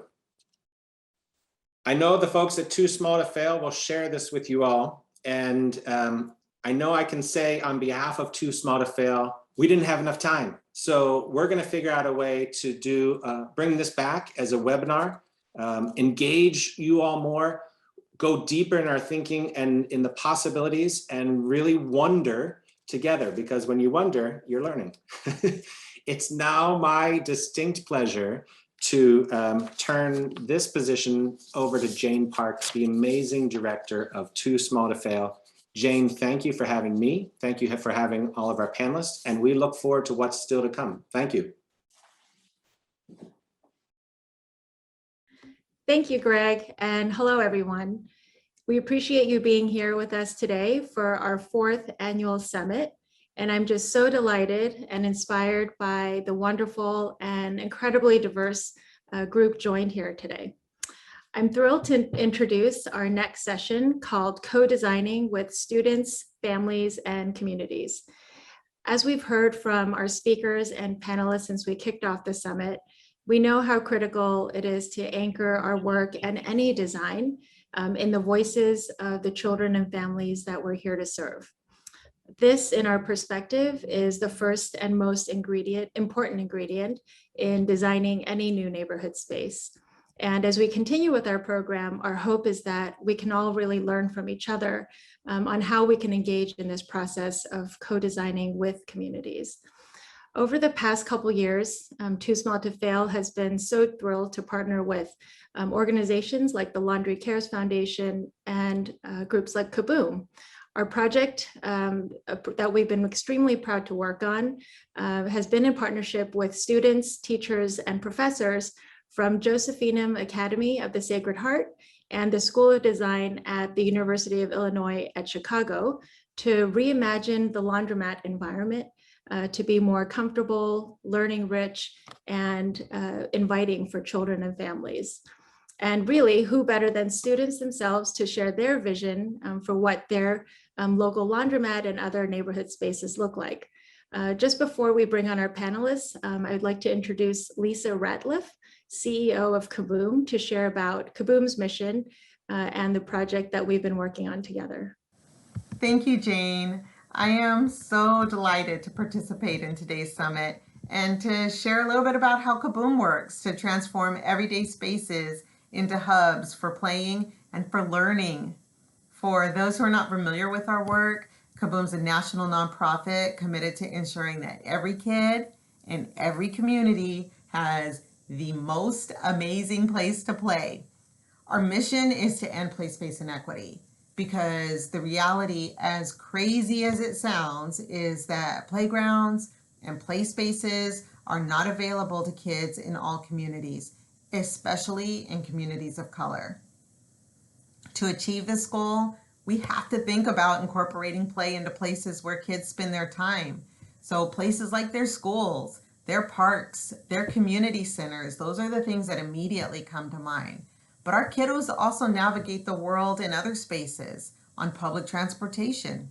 They go to the grocery store, they go to the laundromat, and those spaces are typically designed for adults. To make sure we're thinking about our kids in those spaces, Kaboom created the Play Everywhere concept, and it really just reimagines public spaces as opportunities for young people to incorporate play and socialization and learning into their everyday routines. So that's why we're so excited. We're so excited to work together with Too Small to Fail, because we believe in the power of partnership. And we're just delighted to be able to partner on 2 programs that will allow us to extend our reach. The first is in partnership with Global Citizen, Laundry Cares Foundation, and Dr. Susan Norman, and has the support of the William Penn Foundation. And it's a partnership that will spark joyful play experiences for kids at three laundromats in Philly this year. So we're going to build upon the incredible work that our partners have already created through the National Family Read, Play and Learn Spaces program. The spaces will reiterate the inspiring potential for playful learning design in everyday spaces. So they'll do that, and they will also lift up the importance of listening to community voices. During the planning process, we heard from more than 80 caregivers and kids about how they would like to spend their time at the laundromat. The kiddos offered their own expertise in play by drawing ideas to transform the laundromat into a fun and playful space. And we took those ideas, and the resulting installations will spark brain building moments and literacy through play. At the Laundry Cafe, which was just installed this week, kids will engage with 15 different animals through both English and Spanish language activities, including a really cool custom scavenger hunt, a spelling activity, and so many more activities that were inspired by them. We are so proud of the contributions that Play Everywhere will make toward equitable learning, recovery, and play equity in Philly. And we hope that these installations will serve to inspire other communities across the country to integrate literacy-rich play into kids' daily routines. So the second project I'm also deeply proud of. I'm proud of the work that Kaboom has been doing with Too Small to Fail, along with the professor Robert Zollner and his incredible students in the School of Design at the University of Illinois, and the scholars from the Josephinium Academy of the Sacred Heart. We know from our work at Kaboom that when you unleash students to share their ideas and their vision, the possibilities are endless. And this is exactly what we witnessed and what I'm excited for you all to hear about during our session today. It has been wonderful to work with Josephinium and the UIC students to engage them in a project to interview parents and interview kids and draw from their own lived experiences to really just reimagine what laundromats could look like to be more family friendly and have rich learning opportunities. This is the perfect example of the beautiful and creative ideas that can emerge when communities, and especially students' voices, to come to the center of our design process. So now I'm going to hand it back to you, Jane, and to introduce our student partners from the University of Chicago and Sacred Heart Academy and share a little bit more about this wonderful work. Thank you. Thanks so much, Lisa. We couldn't be more thrilled and honored to partner with Kaboom. And now, without further ado, I'm delighted to welcome Robert Zollner, professor at the University of Illinois at Chicago School of Design, to share more about the work we've been doing with your amazing students. Hi, Robert. Hey, Jane, thank you. Great introduction. Thank you so much for having us. Yes, a little bit about UIC, a little bit of context around our school and our program. So UIC, University of Illinois, Chicago, it's Chicago's largest and most diverse university. According to the Wall Street Journal, and this actually just came out a few days ago, we are ranked 8th as sort of best in the nation, best value in the nation. 70% of our undergraduates receive financial aid. We have about 33,000 students. More than 1/3 of them are first generation students, meaning they're the first students in their family to go to college. 36% of our undergraduate population lists a second language other than English as their primary language. So we're a quite diverse university. We're also a Tier 1 research university, and we have a medical campus, a couple hospitals on our campus. And what that means is that as faculty, we're expected to be researching and practicing. And within that context, we have a strong commitment to health and wellness. UIC is also sort of as one of our pillars, both as faculty and staff, is service to the community. And many of our programs, many of our research, many of our extracurricular activities focus on the west and south sides of Chicago. And those are areas, if you're not familiar with Chicago, that typically identify as struggling with economic, education, or health disparities. And sort of an indicator of our success at the university, this is the 7th year where we're having a record year in terms of enrollment, even during the pandemic. So that's a little bit about UIC. The next slide we have is a little bit about the program that I teach. And so the work that you're going to see today is part of a semester-long course titled Design Research Methods, which I lead. That class focuses on qualitative research methods within the design process. And this human-centered approach that we're hearing a lot about today, this approach is aimed at bringing sort of the voice of those that we're designing for front and center in the design process, through storytelling, through collaboration, through participation. And these techniques that I mentioned, we're able to create solutions and concepts that are meaningful, impactful, and most importantly, concepts that are usable and desirable by what we call the end user. And halfway through the semester, after exploring these different methodologies and approaches, the 6 graduate students in my class, 2 of whom are here today, which you'll meet shortly, Noah and Alex, they split off and did what we call a 6-week design sprint with Josephinum Academy. And again, what you're going to see today is not quite a semester's worth of work, but a half semester's work. Kudos to the students. I think that there is power in involving our communities and our end users and having their voices more than just represented, but actually having them work side by side with us as designers throughout the design process. And with that, I'd like to turn the microphone back over.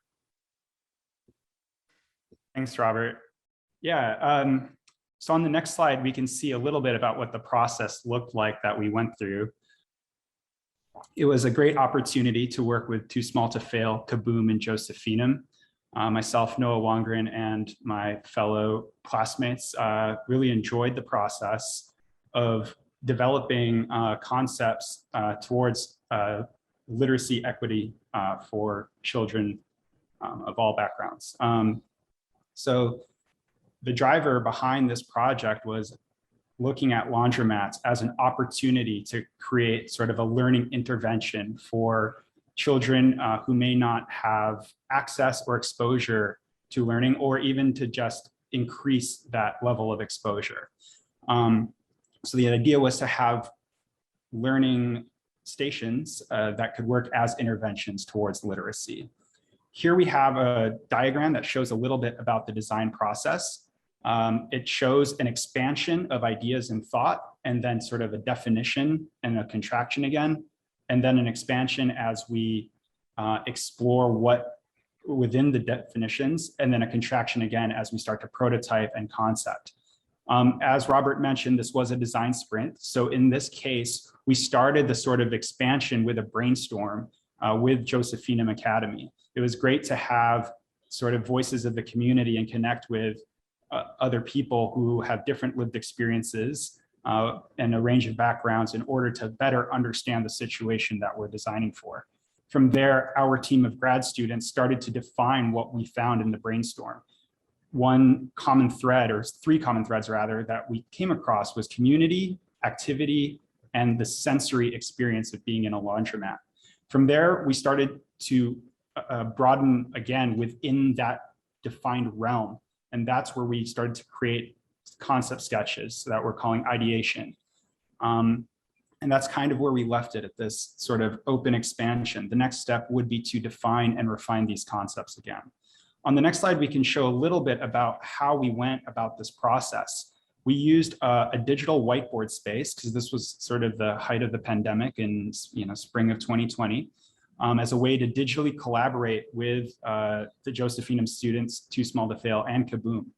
So this whiteboard space is called Mural. It's just sort of imagine a big open whiteboard where we can drag Post-it notes, images, even drawings.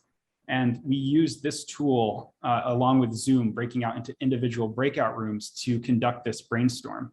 And it was easier to work as sort of like pairs of grad students with handfuls of Josephinum scholars to kind of put our heads together to figure out how we can best tackle literacy equity in a laundromat.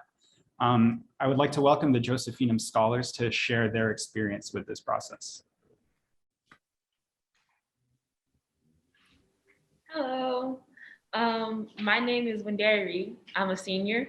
I'm Destiny. I am also a senior. I'm Allie and I'm a sophomore.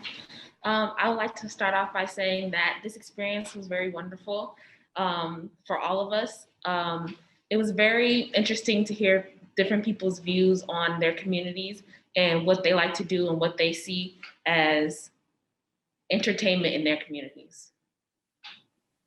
Some design ideas we want to keep in mind were that it was a community space. Like I noticed that a lot of ideas were aimed towards the community and not just a laundromat. We wanted to make it a place people feel welcome and everything. And we were thinking of like maybe like a book corner or a play corner or even anything that we came up with.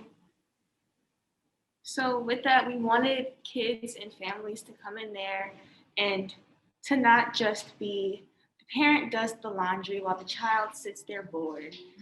And I know growing up, I wasn't really allowed to explore the laundromat when we went because it wasn't a very clean place. There were a lot of random people. So we wanted to find a safe space for kids and other families so where they could go, they could read a book together while the laundry is washing and drying. And it'd just be a community space for anyone who wanted to be there. Over to Alex. Thank you, scholars. Hello, everyone. My name is Alex Tomasic, and I'm going to walk you through some of the designs that we developed. With a project like this, there were so many different directions that we could have gone in. We visited laundromats, we observed, but most importantly, we kind of listened to people who use laundromats, And when we were talking with the students, we wanted to hear what they thought. So a big thing that came up was community. The laundromat is already a social space, but kind of leaning into that, allowing people to post events, to post meetups, listings. We wanted that to be front and center in the laundromat. Yeah, just a nice community board for everybody to sit and socialize. We also discussed cleanliness. Students talked about that, especially with the amount of people going through laundromats, and especially given the current sanitation was front and center. Students brought this up. How do we just make this a little cleaner? So we came up with EVA foam cushion corner that served as a reading nook, as well as a way for students to kind of clean these pads, just to try to teach them mechanics and try to help them do their part for the laundromat. It's kind of a fun little activity. And so another thing that came up on the next slide is separate space. And so a lot of laundromats are loud, they're busy, and there isn't, or sometimes there's not even like a flat surface where students can work. So one of our ideas was to create a mobile study space, basically, that could go from laundromat to laundromat and would offer visitors access to school supplies and tools and just a quiet space where they could just study or just rest away from the busyness of the laundromat. And so to continue with that on the next slide, this is more interior of the laundromat, creating a separate space that could be used for interaction between parents, guardians, friends, or even between students. It was removed. It had, just a little quiet space within the laundromat. So to continue kind of on with that theme on the next slide, this is more of a, how do we utilize space in an already cramped environment? So our idea was to build up. This would allow students to have access, to the laundromat in the play world. The laundromat's mostly for adults. So giving children kind of like a free reign over this. We thought that was a nice way to include them into the process, also allowing time for play. And then finally, on the last slide, we took all the concepts that everybody gave to us, talked to us, we listened, and we kind of built what an ideal laundromat would look like. Division of space, as you see in the corners, highlighting community space, stage space, childcare, and then individual nooks for people who just needed a little more privacy. Yeah, so I think just overall, we just wanted to include the community and make it a safe, inclusive space. And so I'm going to pass it back over to Robert. Thank you. Thank you, Alex.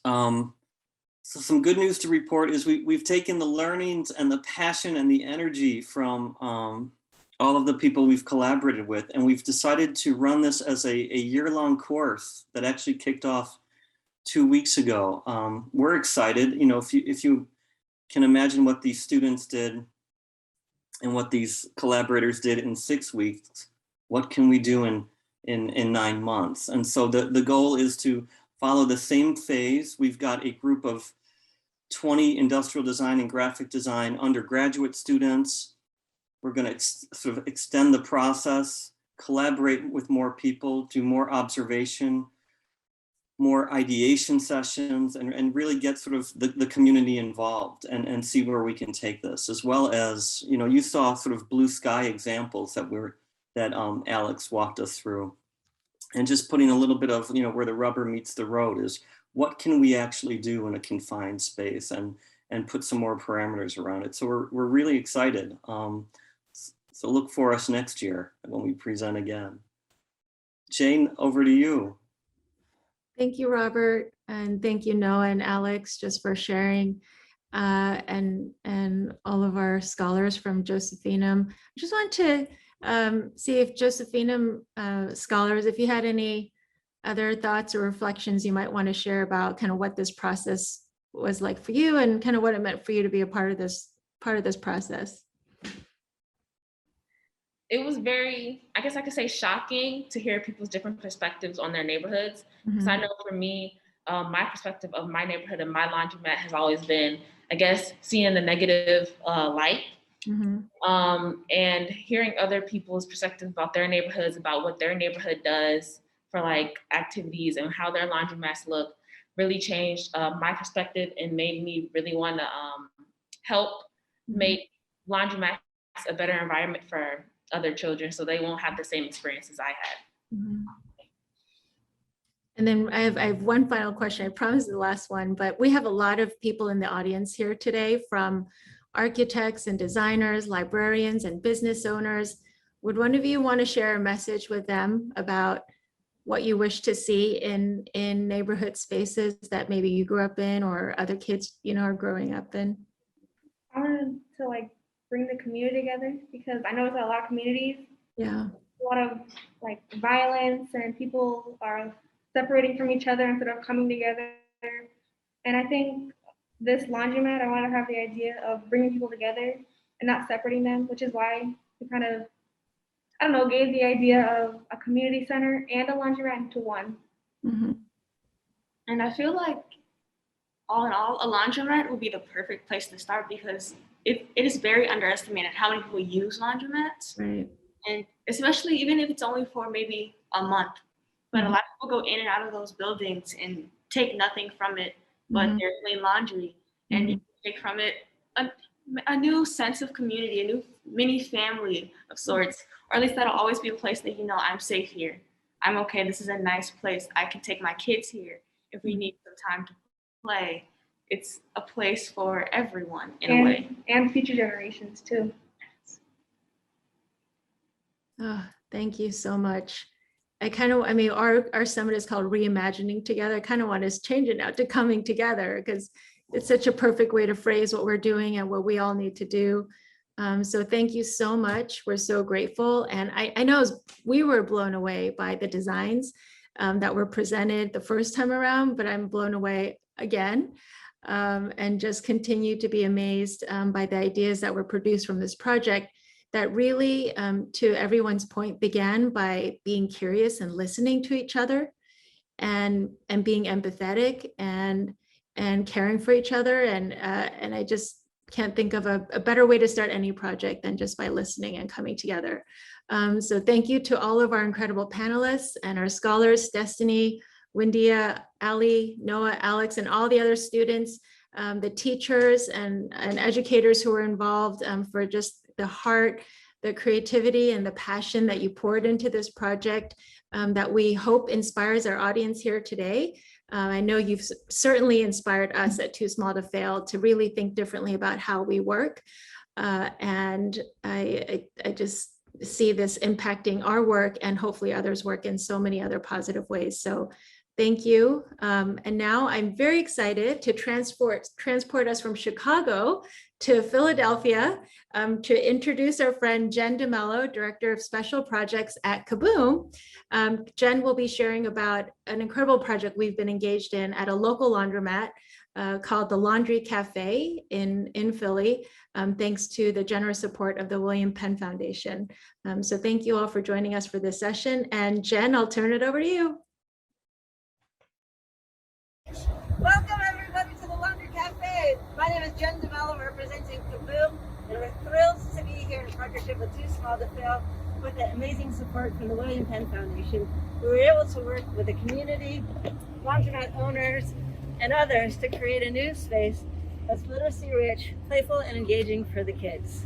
Thanks for being here. We're going to take you on a tour. All right, here we go.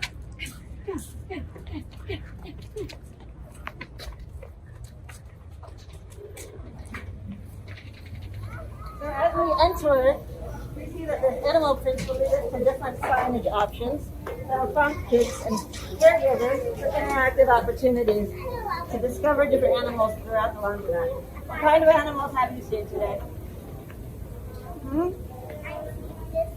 The lion. And you see that one? That's your favorite? And as we make our way through, we of course decided to put down level opportunities that are at kid height so that they can meander throughout the laundromat and feel engaged in a different type of way.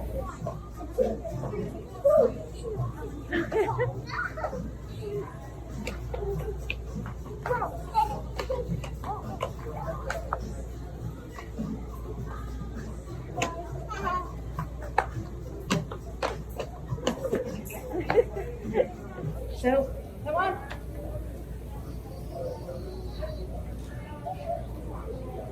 As we run through again, there's another set of toys. What are these? What is this one? Bugs. And all of the tracks will lead to another intervention, of course, that will stimulate the inner child dialogue, sitting at different kinds of engagement.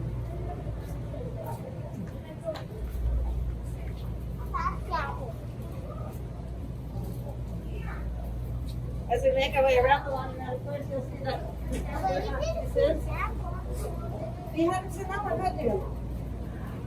Are they at different heights and different levels so that the kids can find them. And this here is the amazing laundromat. The person that cares so much about this community is doing a wonderful thing. Listen, thank you for having us here. We're super excited. I had reservations about the 3D art, about whether that would get traction or whether kids would play with it. My gut says interactive is always good. And it's a super hit. I mean, these kids gravitated immediately to it. You see creativity in action. I couldn't be more pleased. Dr. Susan Newman, Too Small to Fail, all you guys, this really has impact and merit, and you can see the kids enjoy it too. So laundry owners, when they have kids in the store, the first thing they're thinking is how do we keep them occupied and engaged?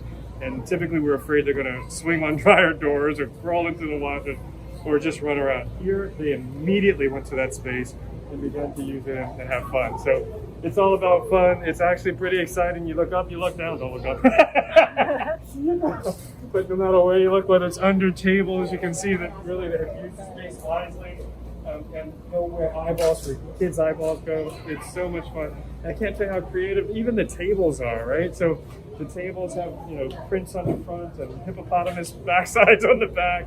It really is super fun. I mean, I play with this. I homeschool my kids. They would be here right here doing the same thing right now.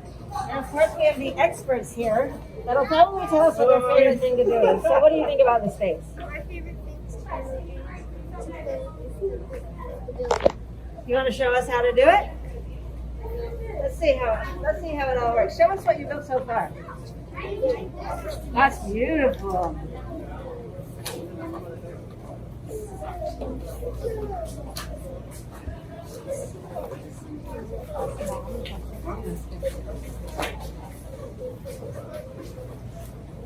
What is that?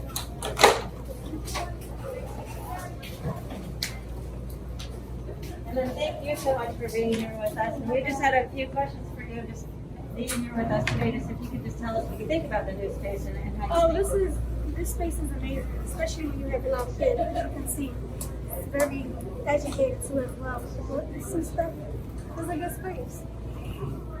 Thank you so much for being here, and we hope that you get to continue to enjoy it. Thank you.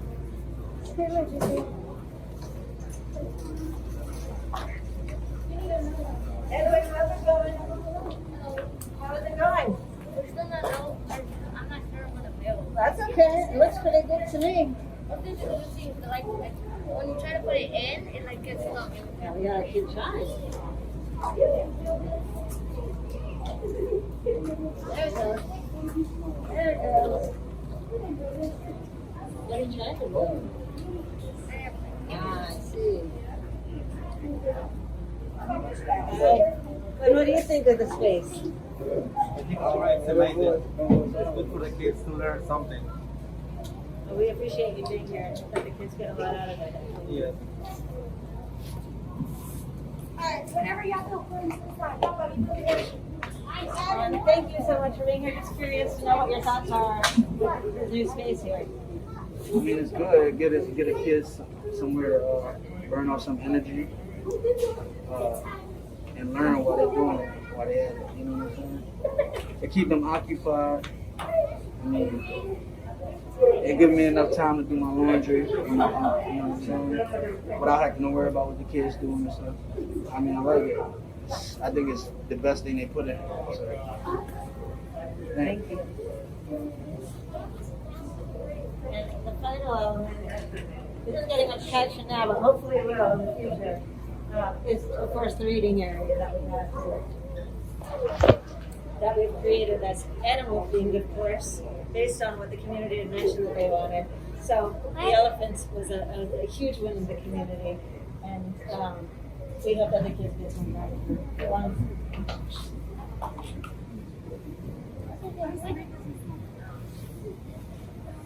This is the reading side.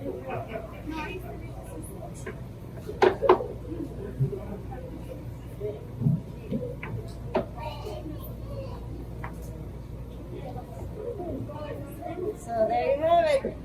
I hope you enjoyed our tour, and hopefully we're able to do this at many, many, many, many more. Thanks so much. Wow. Wow, wow, wow. That's all I can say. Hi, Liz. Hey, Brian. Hi. Great to see So you.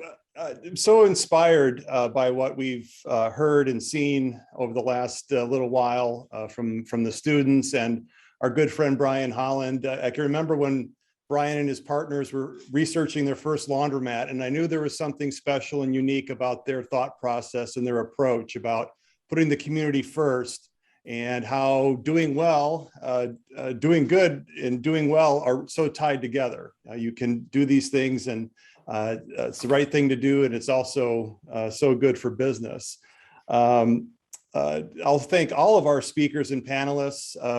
It's hard to digest all this great content that we enjoyed today, but all of you, your time, your talent, your inspiration will definitely accelerate our work. As we get here, move on from here, it's just going to be incredible. I'd like to remind everybody just to stay on. We've got a bonus session coming up with the incredible folks at Public Color, and Liz will tell you a little bit more about that.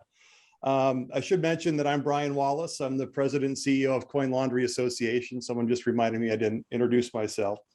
But I want to take the last little minute here that I have to start talking to you about commitments and taking all this inspiration and these great ideas and try to convert that into action, because that's always the hard part, right? You go to a seminar, you go to a great webinar, and you're sort of on cloud nine, and then you have to start thinking about other things, and we all get distracted. So especially on session 3 on Tuesday next week, I want you to start thinking about what your role in this movement looks like. What kind of commitments can you make to help elevate this work? And again, it doesn't have to be at the laundromat. We're using the laundromat as sort of an example or an avatar of what really can be achieved in all kinds of everyday spaces. So start thinking about your commitments, and big or small, just whatever you can do builds our reach, builds our impact, and builds our momentum toward elevating these everyday spaces to benefit kids. So now it's my real pleasure to hand off to Liz McChesney, who among many titles and many accolades serves as Early Childhood and Community Partnership Consultant for Laundry Cares Foundation. We met Liz several years ago while she was at the Chicago Public Library, a time in which she was sending out these incredible STEAM teams to visit laundromats all across the Chicago system. So even before we realized the potential of laundromats to connect communities, Liz was doing it through the library system. And Liz, we wouldn't be here without you, so I'll let you take it from here. Oh, that's not true, Brian. Thank you. I really remember that moment of our looking across a small First Summit room together and saying, we need to know each other because we're really doing similar kinds of work. And it's just been such a joy to watch this. And I'm so grateful for everyone's attendance here these last 2 days, and for all the partners and the speakers. Oh my gosh, I think we should all just take a little moment of gratitude here for the way that we've come together from the business world, the education field, funders, to really think about how to lift up our kids and end inequities for them. And it's really, I'm so proud to work with you and Dan Nauman, our fearless leader at Laundry Cares, the board, and everyone else, and certainly all our dear colleagues at Too Small to Fail. And, when I think about today, I think maybe Dave Braz, who is a colleague of mine, we worked on that children's library together, really summed it up when he said design for love, didn't he? There's so much there, Senate Majority Leader Frist talked about brain development as a public health issue and linked it to our communities who are historically excluded. And then Barbara Boza talking about, wonder and curiosity and joy. I don't know, Brian, about you, but I had a private little laugh out loud when she talked about how place impacts behavior, because we talk about that all the time, about kids in laundry carts. And Brian Holland just talked about it and showed it in his beautiful laundromat in Philadelphia, about how when you change the environment to a learning environment, it changes the behavior of the people in it. And of course, the brilliant Greg Bear, our moderator, and your panel was incredible, from Helen Hadani and Dr. Meltzy and Bo Thompson and Tiffany Harris. I love that you said to design and encourage kindness. I think we all really can see kindness come through in this work, which is so exciting. And of course, and Robert, and aren't you, Brian, you and I are both in the Chicago area. Aren't you Chicago proud today to see Robert and the team at UIC and the Joseph Phenom students way to lift up our city and the work that's being done, those inspirational kids and scholars. Just loved seeing you all. Thank you for your time. Can't wait to see what happens this next year. Maybe we'll get to visit you all, Professor Zelna. We'd love that. So if you could advance the slide, we want to really reflect a little bit here. And if you could just put in your chat what you're wishing for, what you're wondering about. On day one, we talked about if we had a magic wand. Well, I actually have one because I'm a children's librarian. So here's my magic wand. If you had your magic wand, what would you do right now? What do you wish and what do you wonder about? Some things that I saw coming through earlier, we're putting welcome signs in multiple languages and placing signs at eye level, talking about integrating math and play. I think math is such an essential part of early literacy and early learning. We've been doing early math in laundromats. You saw some sidewalk math happening there, and laundromats and books. Yeah, absolutely. We love putting books and children's books in laundromats. And you heard me say at the top of this, kids need to bathe in good books. And that's true. And they need books that are culturally affirming and lift up their own stories. We wish we could redesign our parks to include literary elements. That's absolutely true. Parks are such an important public space in our communities, and wondering how to make those transformations happen. Yeah, these are beautiful. We're going to lift up, there's a lot of questions about co-design. We're going to lift that up in the next day on the 28th. And if I could have the next slide, please. I want to talk about how we can keep this conversation going. There's all sorts of stuff coming through in the chat. So please use your event app, use your phone, download that app if you haven't already. It's chock full of resources. You can access those. You can chat with one another, make connections, connect with us at Laundry Cares and the Too Small to Fail team. We'd love to keep this conversation just happening this way. And if I might have the next slide. And join us in my innovation circle at Laundry Cares. We have a group of dedicated professionals where you can connect after the summit's over. You can join in exclusive training webinars for how the heck to do this and share and access resources. Just email me, liz@laundrycares.org. I'll be happy to get you set up, or if you email any of the attendees here, we'll all be happy to help you get into that innovation circle. And if I might have the next slide. And I can't wait for next Tuesday, and I hope you'll all join us. We're going to continue the themes that we've been building on here. We're going to look at innovative approaches for employers, and we'll be hearing from really incredible people like Michelle Mason from the American Society of Association Executives, Cheryl Oldham, Stan Soderstrom of Kiwanis International, and of course, Chelsea Clinton, the vice chair of the Clinton Foundation. We're also going to be leading an empathy-led design session with Aspen Labs Network, and that will really answer some of those questions about co-design. We're going to talk about multi-sector commitments and be able to announce some of those, which is really exciting. And we'll have our annual awards. So see some of the best practices from this next year. And with that, I'm going to turn it back over to Jane, but not before I put in one last plug, and that's on October 6th. Next slide, please. We're going to offer a 1-hour information session on how to get started in the laundromat. If you're a laundromat owner, if you're an early childhood provider or a funder, and you just want more information on how to start this work, we'll answer all your questions there. So with that, thank you again. So much gratitude to Jane and everyone at Too Small to Fail for your brilliant approaches and partnership. We turn this back over to you. Great. Thank you so much, Liz and Brian. And I actually moved rooms here for a little bit of a quieter spot in the house.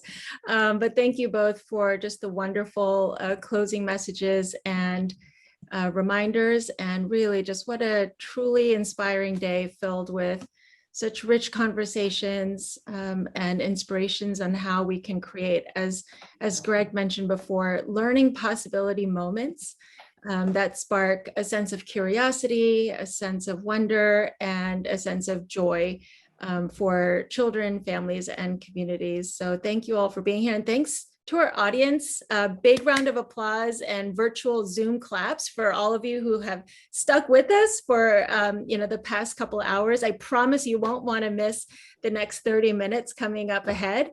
And just on the topic of joy, one of the things that can really help bring joy into the community space that we haven't really touched on before is color. And as we get this session started, I'd like to just invite all of you to type in the chat box. Are there specific colors or a color that brings you joy? I have to say it's a bit gray and dreary here in New Jersey. And so this little stuffed animal that my daughter placed in this room yellow is really bringing me joy because it's really gray and dreary here. And this pop of yellow has been making me smile, in addition to all of you and just these amazing conversations throughout the day. On this topic of color, I'm really delighted to introduce this special session to feature the incredible work of an amazing organization called Public Color. I'm just so grateful to a mutual friend named Bill Foreman for introducing me to Ruth Land Schumann. We met I think on the first week of March before the pandemic hit. And we dreamed up all these fun ideas for working. Hi, Ruth. And hi, Lindsay, for working together. Ruth is an industrial designer using design for social change. And in 1994, Ruth created a pilot program that led her to founding Public Color. And in 1996, she founded this organization, this amazing organization, has been running it along with some wonderful programs ever since. I'm also thrilled to be joined by Lindsay Gualpa. Hi, Lindsay. A sophomore student at City College of New York, majoring in art with a concentration in digital design, and has been very actively involved with Public Color for several years. So thank you both so much for joining us today on the second day of our summit. Ruth, I'd like to just start with the conversation with some background about your work at Public Color and how you all got started. Well, thank you, Jane, and it's a privilege and a pleasure to be here. And hi, everybody. I thought I'd start by giving you a quick overview of Public Color and then dive into a number of before and after slides so you can see how we use color and design for social change. From the time I was 13, I knew I wanted to work with at-risk children, but how was the big question. When I was at Pratt studying for my master's in industrial design, I discovered that I had a passion and a gift for color. At the same time, I was helping to develop the Big Apple Circus as a founding board member and got to visit a lot of schools in East Harlem that had our after-school program. Sadly, every school looked and felt like a prison. And I thought, no wonder teachers are burning out. No wonder students are dropping out. And at the same time, there were many articles about the rising dropout rate. And all I could think of was what's going to happen to this country and to our economy? And that's when the light bulb went on. And I thought, if I put a paintbrush in the hands primarily of disaffected students, they transform how their schools look and feel, while at the same time developing self-confidence and strong and transferable work habits. And if students get to choose the colors and paint their school's public spaces under our aegis, they develop a sense of ownership and pride in their schools and start showing up. I suggested this to a woman who ran the Circus's Arts and Education program, who happened also to be the principal of Junior High School 99 in East Harlem. And she enthusiastically gave me her entire school to transform. 5 floors of a city square block building. And after priming and painting for a number of weeks, we were joined in one day by 300 volunteers, many of them from Estee Lauder, to paint color in one very hectic day. And the results were astonishing. Rudy Crew, who was then our school's chancellor, stopped by and pulled me aside and he said, I want you in my schools. And in his words, he said, this is a catalyst for change. We did another pilot in Newark at Central High School, which is an intransigently failing high school. And then again in Middle School 57 in Bed-Stuy. And then we won a contract with the Department of Education. Let's hold off on the slides for a second, okay? At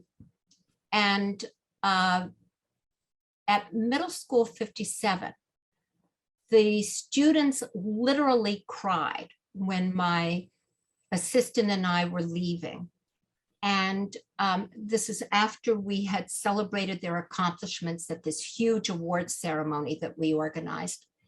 And I realized we couldn't walk out. We couldn't walk out like others had done to these students. And I also knew that to create lasting change, we needed to be in the students' lives for multiple days, for multiple years. So we immediately created Color Club, which is an acronym for Community of Leaders Organizing Revitalization, to paint struggling but vital community facilities, and to continue teaching strong work habits at sites on Saturdays, and then offer twice weekly workshops in career exposure and life skill development. And as students got older, we created Next Steps, which is the same 3-day-a-week model, only it's focused almost exclusively on college and career prep, plus scholarships to help fill the gap between the financial aid we help them access and the real cost of college. And both programs offer one-on-one tutoring 5 days a week. To ensure that our students were staying out of trouble, we started Summer Design Studio, which is a 7-week immersion in literacy and math through product design, with afternoons devoted to painting community sites and other schools. And this has proven to be a very successful antidote to summer learning loss. And then last year, in an immediate response to COVID, we started Design Studio, because we could no longer be in the school with Paint Club. And we designed this to help engage students and to combat learning loss as a result of COVID. It's a 6-week, 5-day-a-week immersion in math, literacy, and science through graphic design. And the results have been pretty fantastic. One teacher reported that as a result of the program, there was a 90% improvement in engagement, in her class's engagement. And another said that her average test score went up 20 points. We'd like to take this national. And so that's our continuum. And it all came out of a can of paint. Now, though, I'd like to focus on our use of color, an inexpensive way to make a huge difference. So now we can start showing slides. And these are some school outdoor playgrounds. Research shows, and somebody mentioned this, that when you change an environment, you change attitudes and behavior. We use color and design to underscore the importance of education. And again, color's like music. You have to know what you're doing. So at the very beginning of Paint Club, we have the students play a few games I created to help them create harmonious color combinations instead of harsh, discordant ones.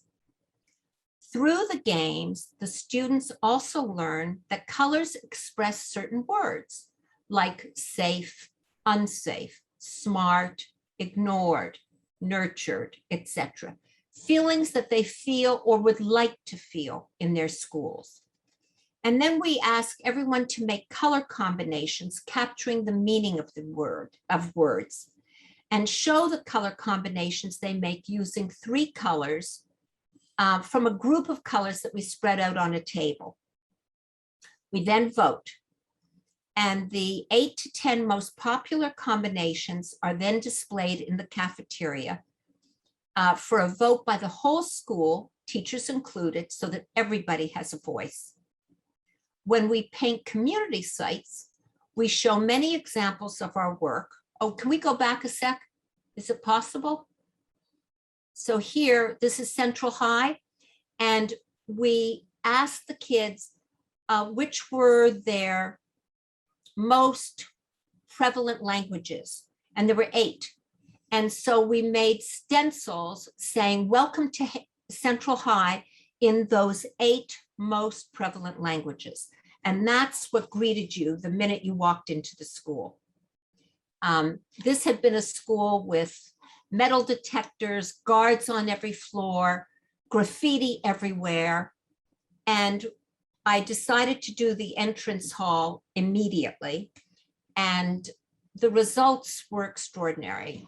No more grunting guards, and people felt safe. And there was, this is the cafeteria at that school. Again, absolutely no more graffiti, no more food fights. When you use color and design like this, you're showing respect. And that's what I say, that we're painting respect and dignity and hope and inspiration, as well as safety.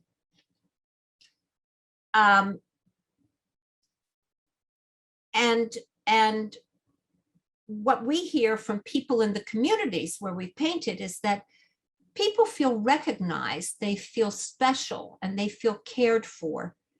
And it creates a greater sense of community amongst the people who painted it, as well as the people who get to live with our designs. As you can see, we use colors that don't have harsh edges. I don't use a harsh red or a harsh orange. We use a mix of cool and warm. And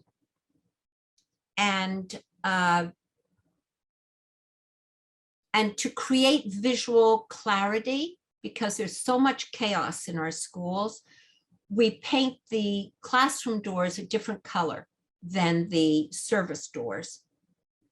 And we use darker colors on the doors because we notice that teenagers tend to open doors with their feet. And so the darker colors don't show the marks quite so badly. We deliberately use color to create visual stimulation, as when you stimulate the eye, you also stimulate the brain. And we use color to create visual clarity. And I explained with the doors, you can see it there. We use a lot of yellow, Jane. We use a lot of yellow because it's proven to support concentration. And in fact, many of my colors have a yellow undertone because they're warmer. But in areas where it needs to be calm, we use the cooler colors, greens and blues. We're also mindful to pair colors that relate harmoniously because it's easier on the eye. This is at Brandeis. You can see what we did here. It's just, and it's such an inexpensive way to make such a difference and to convey respect. And again, we worked with the students to select the colors. Wonderful, Ruth. These were, we still have a few more slides to go. Give me just a minute. I'm just loving all the comments on the chat box as well. Color is happy, color stimulating, painting respect. Thank you. It's wonderful. Thank you. Well, again, I want to say that you can't just use any color. Mm-hmm. You got to know what you're doing. Mm-hmm. And I had one teacher, assistant principal, it was so sweet. She was so excited that she got to choose the colors of the second floor. We hadn't painted the second floor in her school because it belonged to another school. Mm-hmm. And when she wanted me to come and visit, and I did, and she had painted the walls red and the doors black. And I said to her, oh my God, I said, are you getting a lot of fights in the hallways? And she said, yeah, actually. I said, this doesn't work. I mean, you can't just do any color. And you know, sometimes the kids tell me that certain colors are gang colors, so you can't use those either. This is stairs in the Bronx, and I find it, I wanted to make it musical. I wanted people to be able to kind of run up and down the stairs and have fun with them. And pretty soon you'll see what we did with, this is a NYCHA housing project. And again, it's just painting dignity. It reminds me of what we heard from Rachel Langford yesterday from Home Forward. We did see some questions coming up around, where do we start? How do we get started? And I think this is such a wonderful example of, we don't need to think about transforming the whole space, but it can start with a wall. It can start with a sidewalk or a door. Right. We started the Public Color Community Museum a number of years ago. This is Saul LeWitt. We worked with his estate. I noticed that there's so little visual beauty in a lot of the neighborhoods where our schools are situated. And visual beauty is food for the soul. And so I thought, you know what? They're not going to museums or galleries. We'll bring it to the communities. And so we collaborated with Carmen Herrera at a school in the South Bronx. Here we collaborated with Saya Woolfolk, and we painted, wait till you see this design, we painted this on the basketball court of Marcus Garvey Park in Harlem. And then we painted many of these Annie Albers inspired boards, which we donated to the emergency room at Mount Sinai Hospital. And this is a huge Carmen Herrera, 96 feet wide by, 16 feet high, and that we installed on the FDR side, facing side of Junior High School 99. You can see it from the FDR.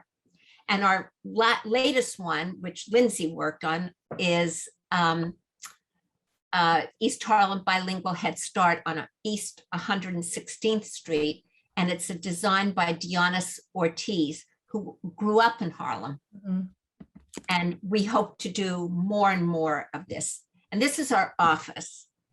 And you'll see pretty quickly what we did. And what we noticed is that people were staying till 6, 7 o'clock at night, thinking it was noon. I mean, it's still so bright out. And I realized this is a very subversive way to get people to stay longer in the office. And then we got involved in some, civic causes. And so a school wanted us to paint Black Lives Matter outside, and we painted these huge vote banners that are like 24 feet long by 10 feet high, that we placed outside of at least 24 of our schools. And this is a subway station in the Bronx, which I'm so pleased to say was at a period of time the most Instagrammable picture. That is the thing now, right? It's got to be Instagrammable. And then this is our latest project that we did in Hudson Yards. And they asked us to come up with a design for a work shed. I think, Lindsay, you worked on this, and do something with arrows that would direct people into the shops. It's wonderful. And now we're working on huge canvases that say "Got Backs" that we're going to put all around. We're going to install at our schools the way we did with the vote banners. So now I want to turn it over to Lindsay. But first I want to just say something about Lindsay. At our award ceremonies, everybody wins an award who participated, but there's always an MVP. That's the most valuable painter. And that person might be a good student.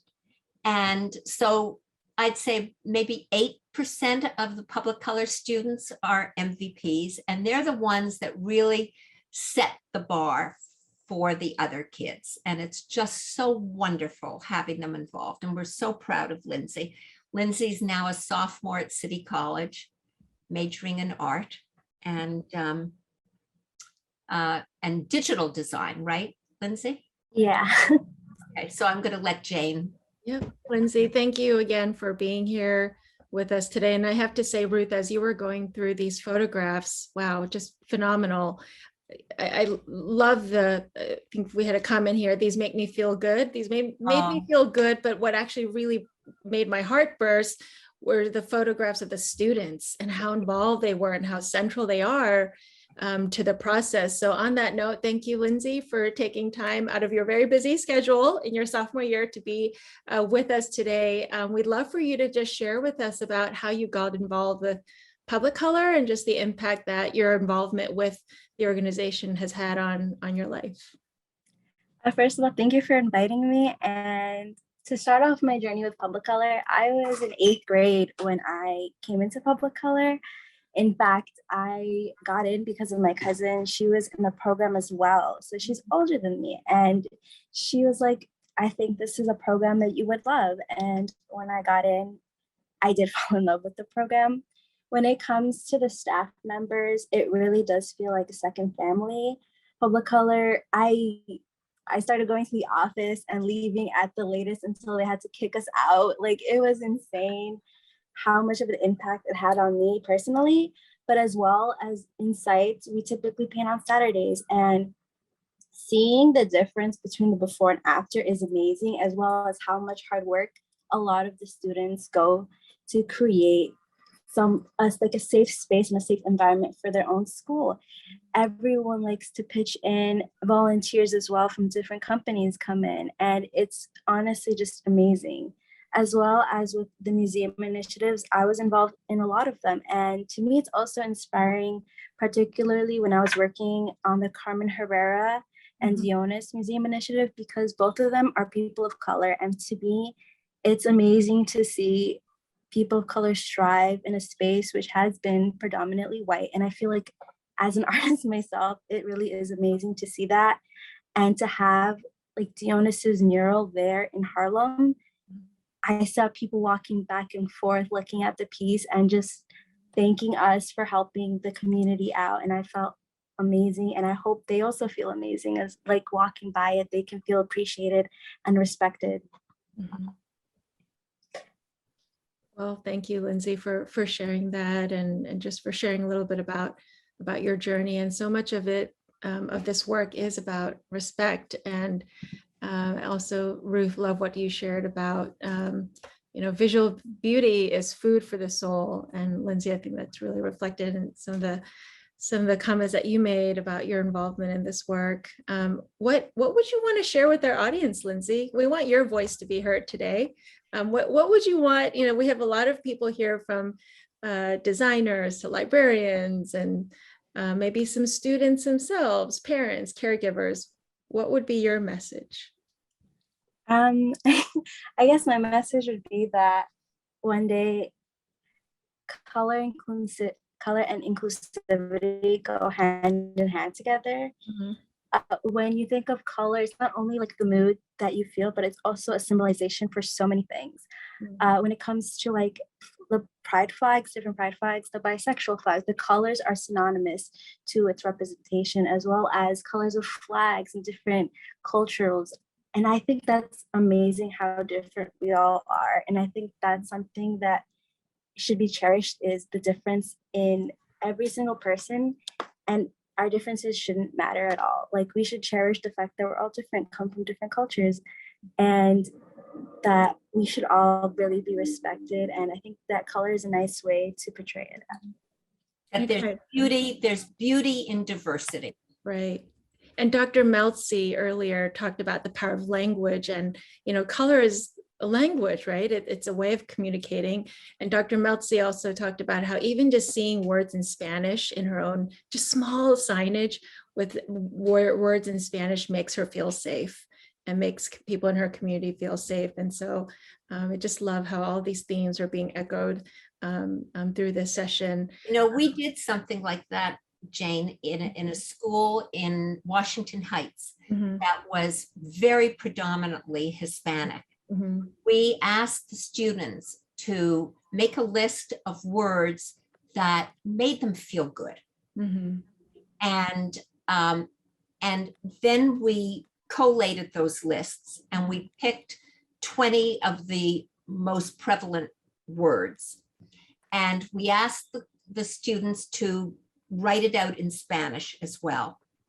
And then we painted one word in English and Spanish on every classroom door as a way to distinguish the classroom doors from the other doors. And, you know, being here, hosting a summit around learning rich, not only do words and words in other languages create a sense of belonging and inclusivity, but we're also exposing children to new vocabulary and creating a learning rich environment. So benefits all around. So thank you so much to both of you for being here with us today, for all the wonderful work you're doing to color our world and creating more hopeful and inclusive, beautiful, kind spaces for our children, families, and communities. I guess we have just about 30 seconds left, Ruth. So I was wondering, you know, what are your recommendations for ways that organizations and groups here listening to all of you today can get involved with public color or be inspired by, and take this into their own communities? Well, you can always get in touch with me at ruth@publiccolor.org. Check out our website. There are opportunities there. We'd love to expand. We'd love to take Design Studio and Summer Design Studio and even Paint Club to other cities. And even if you're not in New York, you could be a tutor because our tutoring program now, we've put it online. And we'd love to have more tutors, more mentors for our college students. So and then if you're in New York, you know, absolutely come and paint with us. And highly recommend the visit to your office, because I mean, the photographs are beautiful, but I have to say being in this space is a different experience. So thank you both so much. Publiccolor.org is the website for this incredible organization. We also uploaded the Public Colors materials and press kits in the resources section of our app. And thank you again to our incredible audience for sticking it out with us for 2.5 hours. We will hopefully see you on Tuesday, September 28th for our final session on building together. So we hope to see you then. Until then, we hope you have a wonderful rest of the afternoon and evening. Thank you all again.